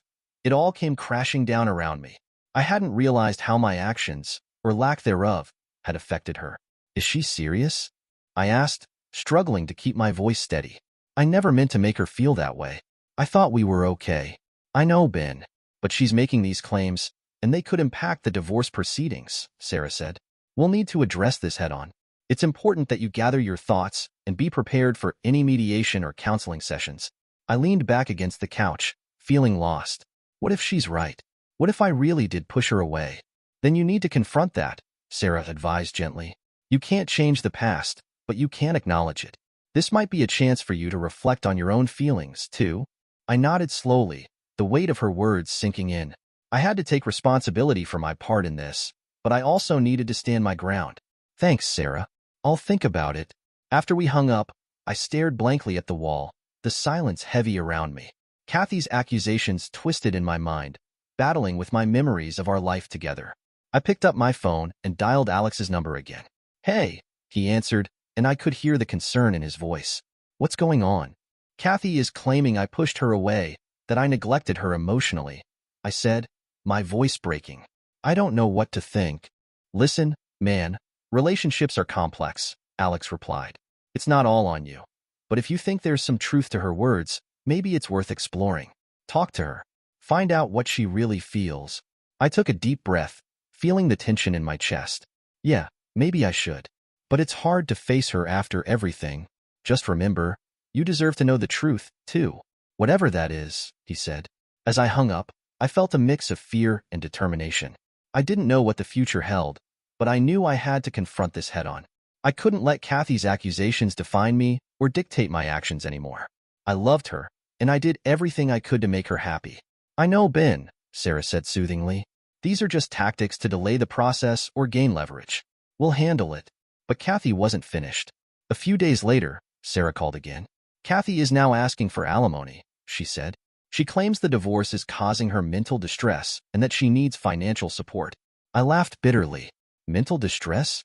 What about my mental distress? She's the one who cheated. I know it's frustrating, Sarah replied, but try to stay calm. We'll fight this. As the weeks dragged on, I felt like I was on an emotional roller coaster. One day, I'd be furious at Kathy for her actions and for dragging out the divorce. The next day, I'd find myself looking through old photos of us, wondering where it all went wrong. Alex did their best to keep me distracted. We'd hit the gym together or have movie nights to take my mind off things. But in the quiet moments, when I was alone with my thoughts, the pain would come rushing back. One evening, while Alex and I were having dinner, he looked at me seriously. Ben, I know this is tough, but you need to start thinking about moving on. I pushed my food around on my plate. How am I supposed to do that when Kathy won't even sign the papers? Alex leaned forward. I'm not talking about dating or anything like that. I mean focusing on yourself. What do you want out of life? What makes you happy?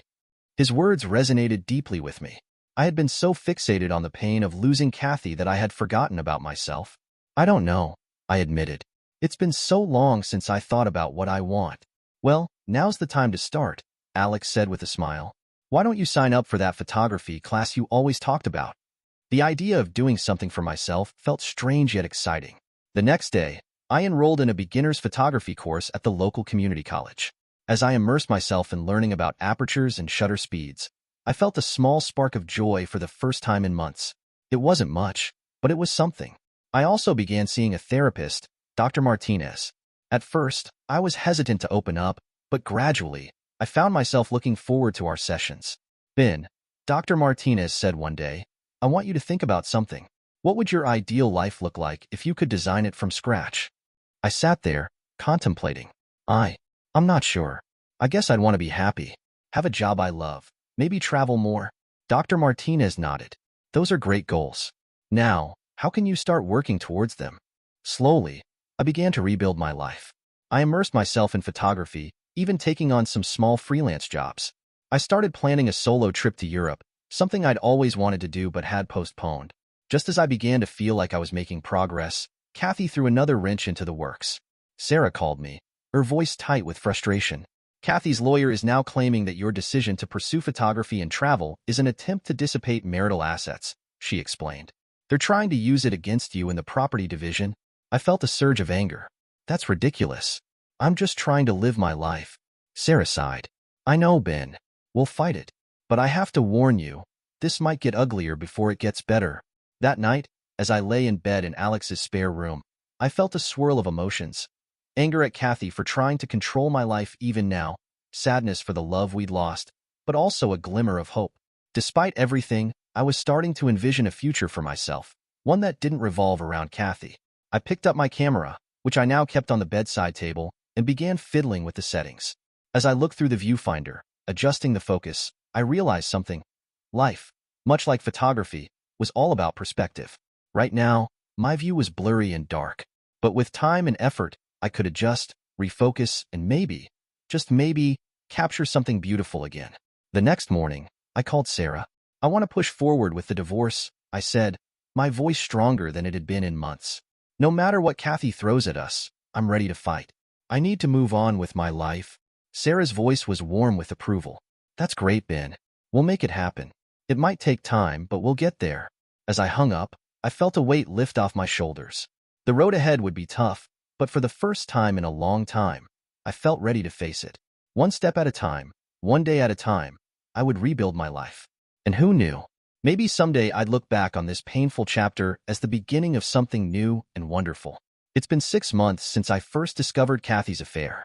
The divorce is finally over, and I'm sitting in my new apartment, looking through some of my recent photographs. As I flip through the images, I can't help but reflect on everything that's happened. Sometimes, I still can't believe how things turned out. The Kathy I thought I knew and the woman she turned out to be are two completely different people. Throughout the divorce, her behavior shocked me. The lies, the blame shifting, the attempts to manipulate me. It was like watching a stranger wear my wife's face. "You okay, man?" Alex's voice snaps me out of my thoughts. He's helping me unpack the last of my boxes. I nod, managing a small smile. "Yeah, just thinking about everything." Alex sits down next to me. "It's been a wild ride, huh?" "That's an understatement," I say with a dry laugh. "You know, when this all started, I thought I was the one who did something wrong. I kept wondering what I could have done differently. And now?" Alex prompts. I take a deep breath. Now I realize that Kathy's choices were her own. Her narcissism, her inability to take responsibility, that's not on me. It never was. Alex nods approvingly. "That's right. You can't control other people's actions, only your own." His words remind me of something Dr. Martinez said in one of our sessions. "Self-respect is crucial," I say, echoing my therapist's words. I learned that the hard way. For a while there, I was ready to forgive Kathy, to try and make things work. But that would have meant sacrificing my self-respect. "I'm proud of you for standing your ground," Alex says, patting my shoulder. I smile, grateful for his support. "Thanks." You know, Kathy tried to reconcile right up until the end. She sent messages through Alex and wrote letters. For a moment, I was tempted. But then I remembered all the lies and manipulation. I realized I deserved better than that. As I say these words, I feel their truth deep in my bones. I did deserve better. I still do. "So, what's next for Ben, the newly single photography enthusiast?" Alex asks, a teasing tone in his voice. I laugh, feeling lighter than I have in months. "Well, I've got that trip to Europe coming up, and I'm thinking of turning the spare room into a darkroom for my photography." "Sounds great," Alex replies. "You know, I don't think I've seen you this excited about something in a long time." His words make me pause. He's right. Despite everything I've been through, or maybe because of it, I feel hopeful, excited, even. "I guess I'm finally looking forward instead of backward," I say. As Alex and I finish unpacking, I think about the future. I know it won't always be easy. There will be days when the pain of what happened with Kathy resurfaces and days when I'll question everything all over again. But I also know that I'm stronger now. I've learned to value myself and stand up for what I believe in. I've realized it's okay to put myself first sometimes. Most importantly, I've learned that life goes on. It might not look like what I had planned, but that doesn't mean it can't be beautiful in its own way. As the sun sets outside my new apartment, I pick up my camera. Through the viewfinder, I see the world in a new light, full of possibilities, waiting to be captured. And for the first time in a long time, I'm excited to see what develops. Dear listeners, please share your thoughts in the comments section below, and don't forget to like, share, and subscribe.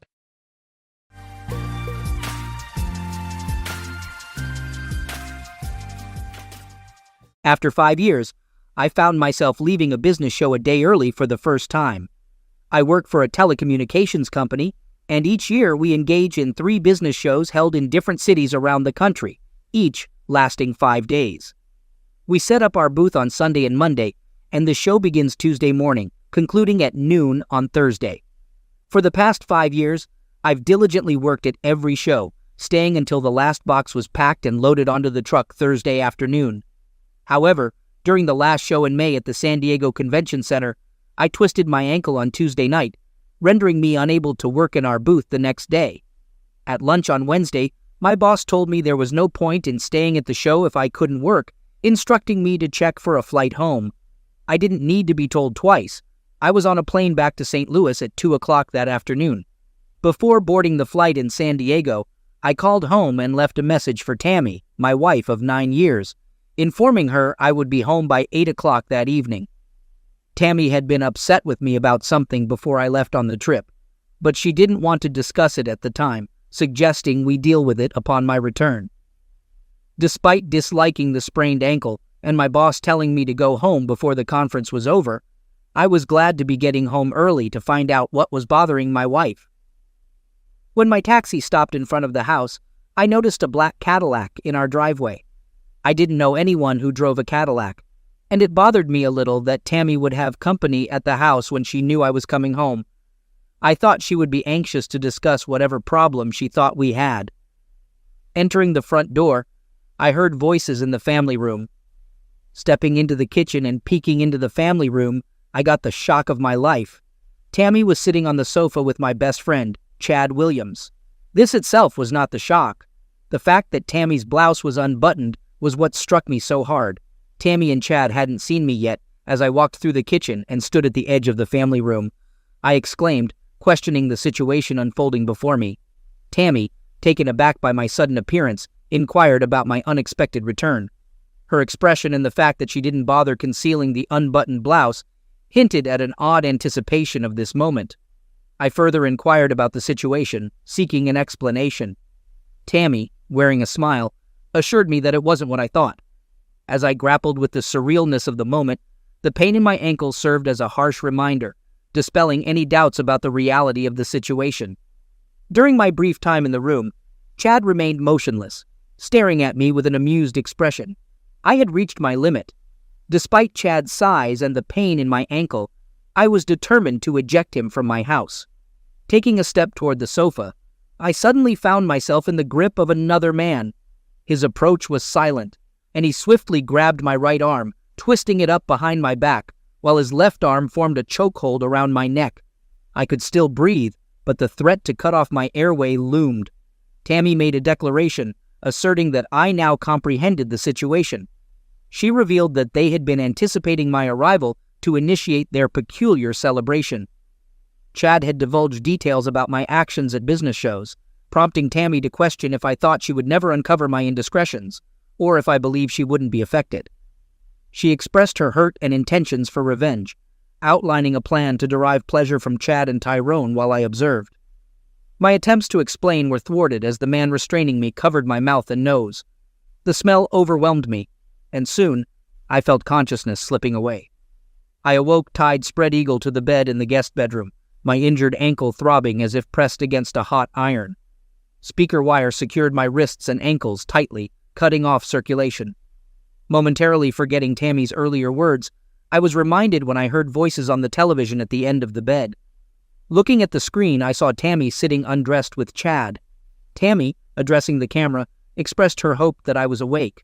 She intended to showcase a significant tool she planned to enjoy. Chad was granted the initial opportunity due to his revelation of my infidelity and assistance in orchestrating the situation. Tammy then summoned Tyrone to display his own impressive tool. Tyrone, the man who had seized me, joined in and wished me to appreciate the upcoming spectacle. He mentioned the recording of the event, allowing me the option to watch it repeatedly at my leisure. At that moment, I cared little about Tammy's actions. Our marriage was over. My priority was freeing myself from the bindings, concerned about the lack of blood circulation to my hands and feet. Uncertain of when Tammy and her friends would finish, I wasn't willing to wait. I began pulling with my left leg, enduring the pain, pausing for 30 seconds, and then repeating the process. After several attempts, I gave one hard yank, and the wire snapped. Observing a bleeding left ankle, the injuries appeared manageable. Following that, I attended to my right leg, a more challenging task due to the sprained right ankle. Breaking the wires on my right leg resulted in substantial skin tearing, leading to significant bleeding. With liberated legs, I eased the strain on my arms, but the wire knots resisted loosening. Armed only with my teeth, I attempted to break the wires binding my wrist, mirroring the process used on my ankles. Upon freeing my right wrist, it bled nearly as profusely as my right ankle. Having both legs and my right arm free, I easily broke loose from the last of my bindings. My left wrist sustained minor cuts, causing slight bleeding. Once free, I observed ongoing bleeding from injuries to both ankles and wrists. A search for makeshift bandages in the room yielded nothing, and the bedsheet was a disarray of blood, surprising me with its quantity. Attempting to stand, dizziness forced me to sit down again. Now my head pounded, my face ached, and I felt nauseous. With closed eyes, I tried to settle my stomach when I heard my name. Initially, I thought Tammy had entered the room, but upon opening my eyes, I recognized that she was addressing me through the television. She asked if I was watching what was unfolding on the screen. Turning my gaze to the television, I observed Tammy involved in closeness acts with Chad, with them positioned in A on all fours style. Briefly considering whether Tammy believed I would derive pleasure from watching her, I knew that comprehending my current anger would drive her away. Exiting the bed, I swung my right arm toward the television, causing blood to splatter across the screen. Turning away, I saw my reflection in the mirror, revealing a prominent bruising bump on my forehead consisting of 4 small lumps resembling knuckle marks. In disbelief, I processed the fact that my wife orchestrated a scenario where I was befuddled, maltreated, and tied to a bed, only for her to engage in closeness acts with my former best friend and an unfamiliar acquaintance. Thoughts of grabbing a baseball bat crossed my mind, but I hesitated, considering my weakened state. Lingering dizziness from the medication and uncertainty about Chad and his friend overpowering me restrained my impulsive reaction. Additionally, the potential consequences, including causing damage or loss of life, deterred me from taking drastic measures. Examining the room's chaos once more, an idea began to form. I smeared blood on the bedposts and pillows, then created 2 smeared, parallel lines of blood on the carpet, going from the side of the bed to the door. I proceeded across the hall to the guest bathroom and located gauze and adhesive tape under the sink. Before leaving the bathroom, I ensured there was no blood left in the sink, on the cabinet door, or on the floor. Fortunately, our house had the master bedroom downstairs, alleviating concerns about Tammy or her companions overhearing me. Returning to the bedroom, I utilized my training to administer first aid to myself. I wrapped both ankles and my left wrist, leaving only the injuries to my right wrist exposed. Then, picking up the cordless phone by the bed, I made sure to get blood on it and dialed emergency. Upon the emergency operator's response, I urgently pleaded for help, expressing my fear that they were going to eliminate me. Overwhelmed by the situation, I exclaimed, "Oh God!"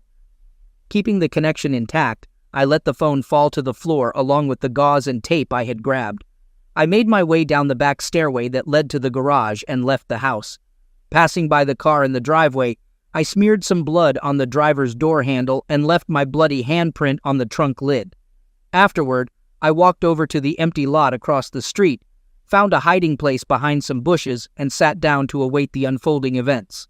While waiting, I bandaged my right wrist. The wait was brief, and within 5 minutes the first police car arrived.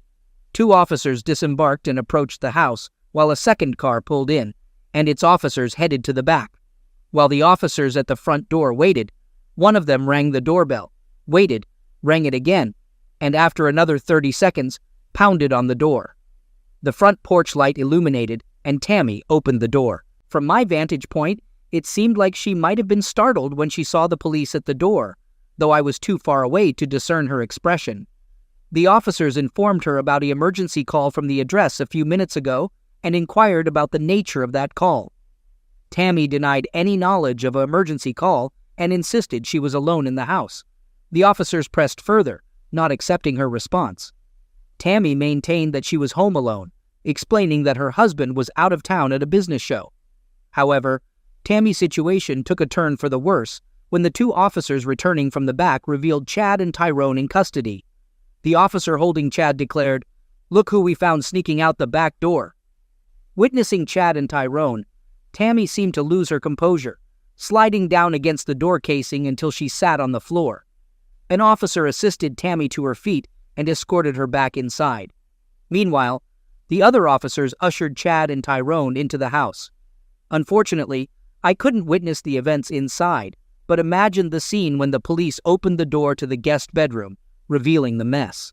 The shocked look on Tammy's face upon discovering my absence would be priceless. Yearning to sneak across and get into the car's trunk, I refrained from risking visibility. 10 minutes of silence passed, followed by a crescendo of noise and confusion. 2 more police cars arrived with sirens and lights. Subsequently, Chad and Tyrone were led out in handcuffs, vehemently arguing they did nothing to the woman's husband. The pair was placed in the back seat of separate cars and driven away. Meanwhile, police officers closely inspected the car in the driveway. The blood on the driver's door handle was swiftly noticed, followed by the discovery of blood on the trunk lid. An officer retrieved the car keys from Tyrone's car and opened the trunk. I truly wished I could have been in the trunk when he opened it, but as it turned out, it didn't matter. The officer inspecting the trunk called another officer over, and then a third. "We have weapons and medications here," the officer called out to a plainclothes officer who had just arrived on the scene. 3 MAC-10s and about a kilo of what appears to be cocaine.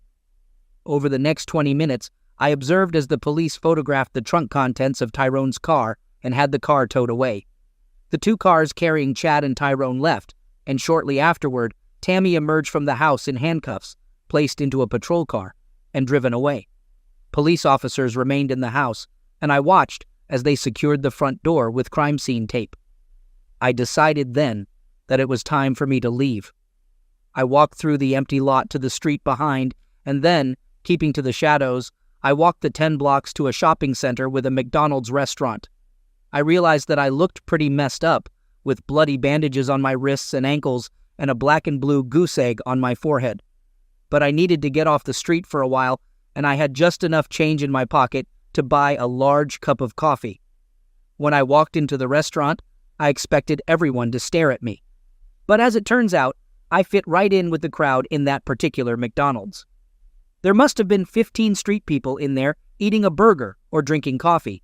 No one paid any attention to me as I sat in a corner and drank my coffee. As I thought about what I had instigated, I couldn't help but smile. The image of Tammy, Chad, and Tyrone being questioned by the police almost made me laugh out loud.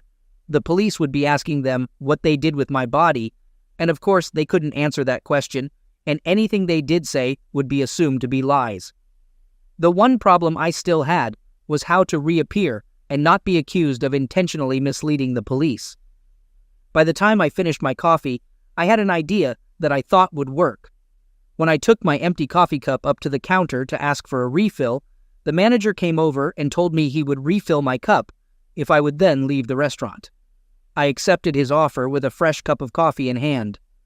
I started off on the 20-block walk to a park I was familiar with, ducking behind trees and shrubs whenever I saw a car coming, considering the difficulty I had walking on my injured ankle. It took me nearly an hour to walk to the park. Once there, I found a picnic table in a dark corner and sat there until 3 o'clock in the morning. At that time, I removed my bandages and threw them in the trash. Then, I moved to the far side of the park and lay down in the grass next to a jogging trail. Despite the pain in my wrists and ankles, especially my right ankle, I was able to sleep on and off until the sun began to come up. I lay as still as I could, hoping that I might even fall asleep again, as I waited for what I knew was going to happen. The park I was in was a favorite for joggers and people walking their dogs in the morning. I knew that I would soon be discovered by one of them. I was right, and within a half hour, I was in the back of an ambulance headed for the hospital. I had left my wallet on the bedside table in the guest room at home, so I had no identification when I got to the hospital. For some reason, I wasn't coherent when the doctors in the emergency room tried to find out who I was and what happened to me. I also had a hard time staying awake. I ensured that my charade didn't conclude prematurely, and it wasn't until almost noon that the police arrived. Pretending to be asleep until nearly 1 o'clock, I then prepared myself to talk. I had rehearsed what I would say and how I would respond to questions to avoid straying too far from the truth. The plainclothes officer, Detective Munson, approached and inquired if I was Mr. George Grant. Confirming my identity, I agreed to answer his questions, but expressed uncertainty about how much help I could be, emphasizing my lack of memory about the events. Detective Munson explained that I was found in a park by a man walking his dog around 6 o'clock that morning and encouraged me to share what I did remember. I recounted returning home from a trip to San Diego the previous night, arriving a day earlier than planned. Upon entering the house, I discovered my wife talking to my best friend, Chad Williams. When I questioned them, someone grabbed me from behind, making it difficult for me to breathe. As my wife, Tammy, began yelling at me, I struggled to concentrate on her words due to my breathing difficulties. I believed they must have befuddled me because the next thing I recall is waking up in our guest bedroom, tied to the bed. I noticed bleeding where they had tied my wrists and ankles, and I was starting to lose sensation in my hands and feet. Despite my attempts to free myself, I ended up causing more damage to my wrists and ankles. It was during this time that I noticed the television on, broadcasting from the master bedroom. Tammy was engaged in closeness activities with Chad and another man, a large individual I had never seen before. I thought I heard them discussing their plans for me after they finished with my wife. Although my thinking was still a bit unclear, it sounded like they were contemplating eliminating me. I believed they were assaulting Tammy, and the intention was to eliminate both of us. That's when I successfully broke free from the wire used to tie me to the bed. Subsequently, I called emergency. Detective Munson inquired about why I dropped the phone during that call. I explained that I dropped it when I realized Tammy was a willing participant. It seemed like I heard her say something like, "Go take care of that idiot." Fearing for my safety, I decided to attempt an escape from the house. However, I don't remember anything after that, even though I obviously managed to get out. Detective Munson inquired if I recalled anyone hitting me, to which I responded that I didn't think so, but much of what happened was still a little hazy. Curious about my wife's perspective, I asked Munson what Tammy was saying about the incident. He relayed that she claimed to have found out about my alleged infidelity during my business trips and wanted to teach me a lesson. According to her, I wasn't supposed to be injured, and they planned to release me once she had sought her revenge. Intrigued, I asked if she mentioned where she got the idea that I cheated. Munson explained that she said Mr. Williams told her about it, referring to me as a stupid pig. I expressed frustration that the only evidence she had of my alleged affair came from one person, the very person with whom she chose to seek revenge. I questioned Tammy's judgment, stating that I believed she was smarter than to fall for such manipulation. Munson continued, and I confirmed that I had never cheated on my wife. I asserted that she could have easily asked me about it, and I could have proven that I hadn't cheated. Detective Munson asked me a few questions to clarify some points, but he didn't challenge anything I had said. I was released from the hospital the following day. Upon returning home, there was a message on our answering machine from Tammy. She pleaded with me to come down to the police station and tell them it was all a misunderstanding. She needed me to post her bail so she could get out. I deleted the message and grabbed a beer from the refrigerator. The phone rang again, and it was Susan Crawford, Tammy's best friend. Susan, a divorcee, had been caught cheating by her husband, who promptly kicked her out. I never liked Susan and didn't appreciate her influence on Tammy. Somehow, I knew she played a role in Tammy's actions. Susan urgently insisted on talking to me, so out of curiosity, I invited her over. She arrived an hour later and informed me that she had spoken to Tammy. According to Susan, Tammy was at her parents' house and accused me of cheating on her during my business trips. I vehemently denied the accusation, emphasizing that I had never cheated on her. Susan mentioned that Tammy didn't provide many details, only stating that there was a misunderstanding, and I had called the police, resulting in her arrest. In response, I recounted the same details to Susan that I had shared with Detective Munson, as most of it was the truth. Susan pretended to be shocked, but she didn't turn against Tammy. She expressed disbelief, stating that such behavior was unlike Tammy and suggested that she might be going through some kind of breakdown. Curious about my intentions, Susan asked if I planned to talk to Tammy and give her a chance to explain her side of things. I responded that I might consider it, but I questioned why Tammy hadn't given me the same consideration. If she thought I was behaving improperly, why didn't she discuss it with me before taking such drastic actions? I inquired if Tammy had spoken to Susan about the situation, to which Susan replied in the negative, affirming that if Tammy had, she would have advised her to talk to me about it. I didn't believe that for a minute. I was pretty sure Susan didn't think highly of me, so I doubted she would have objected to Tammy's revenge plan. Susan mentioned that she didn't know what got into Tammy and advised me not to do anything until I had all the facts. I assured her that I wouldn't take any hasty actions. Susan kissed me on the mouth and asked if there was anything she could do to help me. Despite being certain of her intentions, I feigned ignorance and told Susan that she had already been a great help. I explained that I just needed some time alone. After Susan left, I promptly contacted a lawyer and scheduled an appointment for that afternoon at 2 o'clock with Brian L. Townsend III. During the meeting, I briefly outlined Tammy's actions and expressed my desire for him to initiate divorce proceedings against her without delay. I conveyed my preference for serving her with the divorce papers the very next day. Mr. Townsend, expressing concern, asked if I was sure I wanted to proceed so quickly before having all the facts. He suggested taking more time to think about it, citing his experience in handling divorces and the potential for saving marriages if couples spent more time considering their decisions. I acknowledged Mr. Townsend's suggestion, agreeing that perhaps I should give the situation more time. Expressing satisfaction, he was glad that I was willing to consider waiting. I suggested postponing the service of divorce papers on Tammy to the day after tomorrow, deviating from my initial plan to serve them the next day. Mr. Townsend appeared a bit perplexed, questioning the change in timeline and expressing concerns about moving too fast. In response, I asserted that if he wasn't willing to act promptly on my behalf, I could easily find another lawyer who would. Mr. Townsend acquiesced, agreeing to have the papers served on my wife the day after tomorrow. I provided him with Tammy's location at her parents' house and her work address for the legal proceedings. Upon leaving his office, I felt numb, except, of course, from my right ankle that was still hurting like a son of a weapon. Right after leaving Mr. Townsend III's office, I went to the bank and closed all of our joint accounts and canceled our joint credit cards. Then, I opened new accounts in my name only. I knew that eventually I would probably have to give her half of the money, but I was going to make her work for it. Over the next couple of weeks, Tammy attempted to contact me multiple times at both work and home, but I chose not to answer any of her calls. Eventually, my lawyer informed me that Tammy intended to contest the divorce unless I agreed to a meeting where she could present her side of the story. I informed Mr. Townsend III that I needed some time to consider this.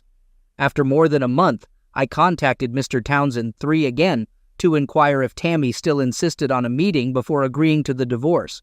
He expressed surprise at the delay and promised to check with her attorney. Later that day, Mr. Townsend III informed me that Tammy indeed still wanted a meeting. I provided instructions for Mr. Townsend III to convey to my wife. I told him to inform her that I would not agree to a face-to-face meeting. If she chose to contest the divorce, that was acceptable, but the proceedings would be put on hold until she was ready to agree to the divorce. During this period, we would remain legally married, but I would neither see nor speak to her. I emphasized the clarity of my stance, and Mr. Townsend III assured me that he would communicate my response to Tammy.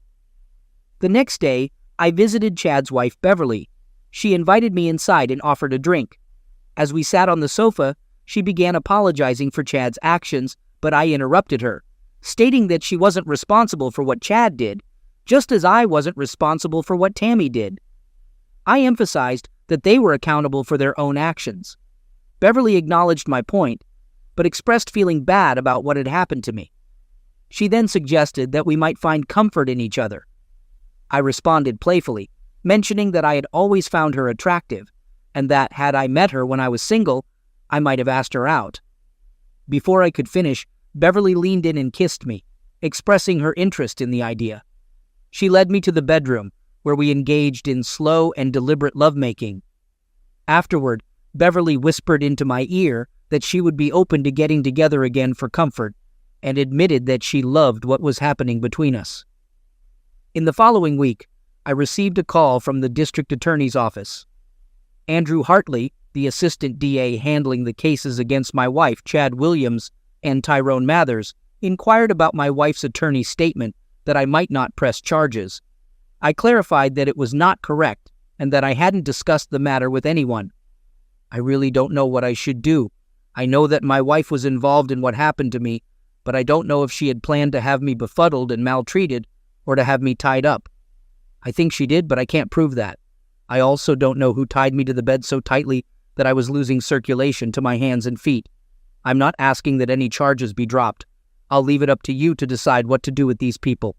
In the end, everyone got what they deserved.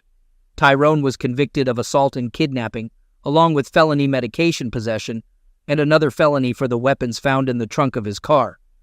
Chad pleaded guilty to assault, and Tammy pleaded guilty to conspiracy to commit unlawful restraint. I think they made that one up just for her. Chad got 1 year at a minimum security prison, and Tyrone got hard time at a maximum security prison. Tammy got off the easiest. She was put on probation. In spite of the light sentence Tammy got, it was still considered to be a felony conviction. She no longer had any say in the matter of our divorce. I got rid of her, but kept the house and all of our savings. A month after our divorce, Susan approached me and suggested that I talk to Tammy. According to Susan, Tammy wanted to explain her actions and offer an apology. Although I acted reluctant to meet with Tammy, I was secretly curious to hear what she had to say. Susan convinced me to meet Tammy at a cocktail lounge about a mile from my house. As Tammy slid into the booth across from me, she expressed gratitude for my willingness to see her. She began apologizing for what she had done, explaining that she had just found out about my alleged affairs during my trips. I promptly refuted her claim, stating that I had never cheated on her. Tammy appeared surprised and insisted that, at the time, she believed Chad's assertion that I was cheating. She explained that she was hurt and angry, causing her to lose perspective.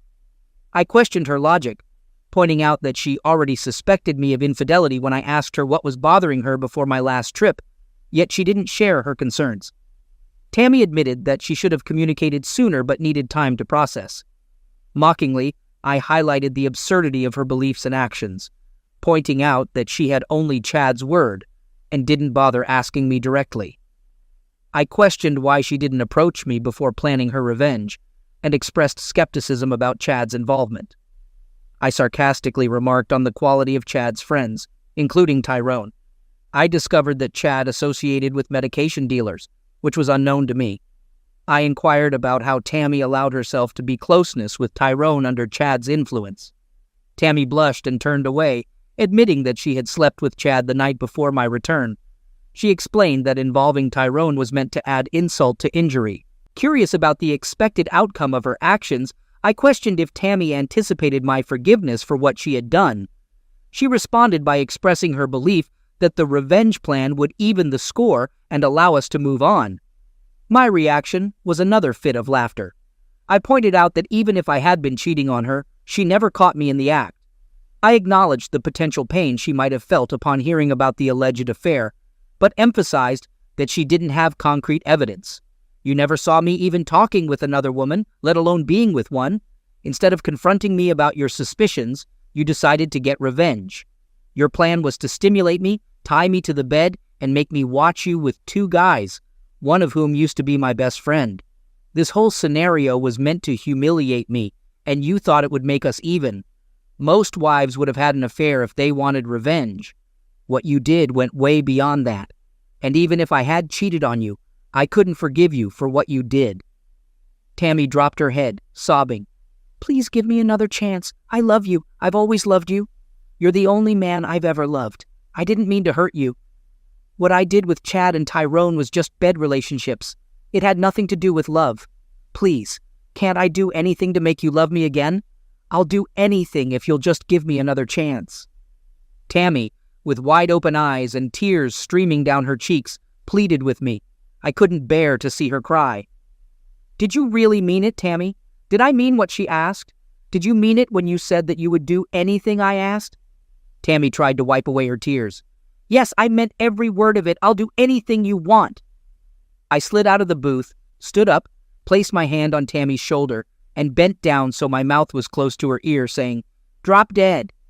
Tammy's head fell onto the table, and she continued crying. I could still hear her crying as I walked out the door. 7 months later, Beverly and I got married.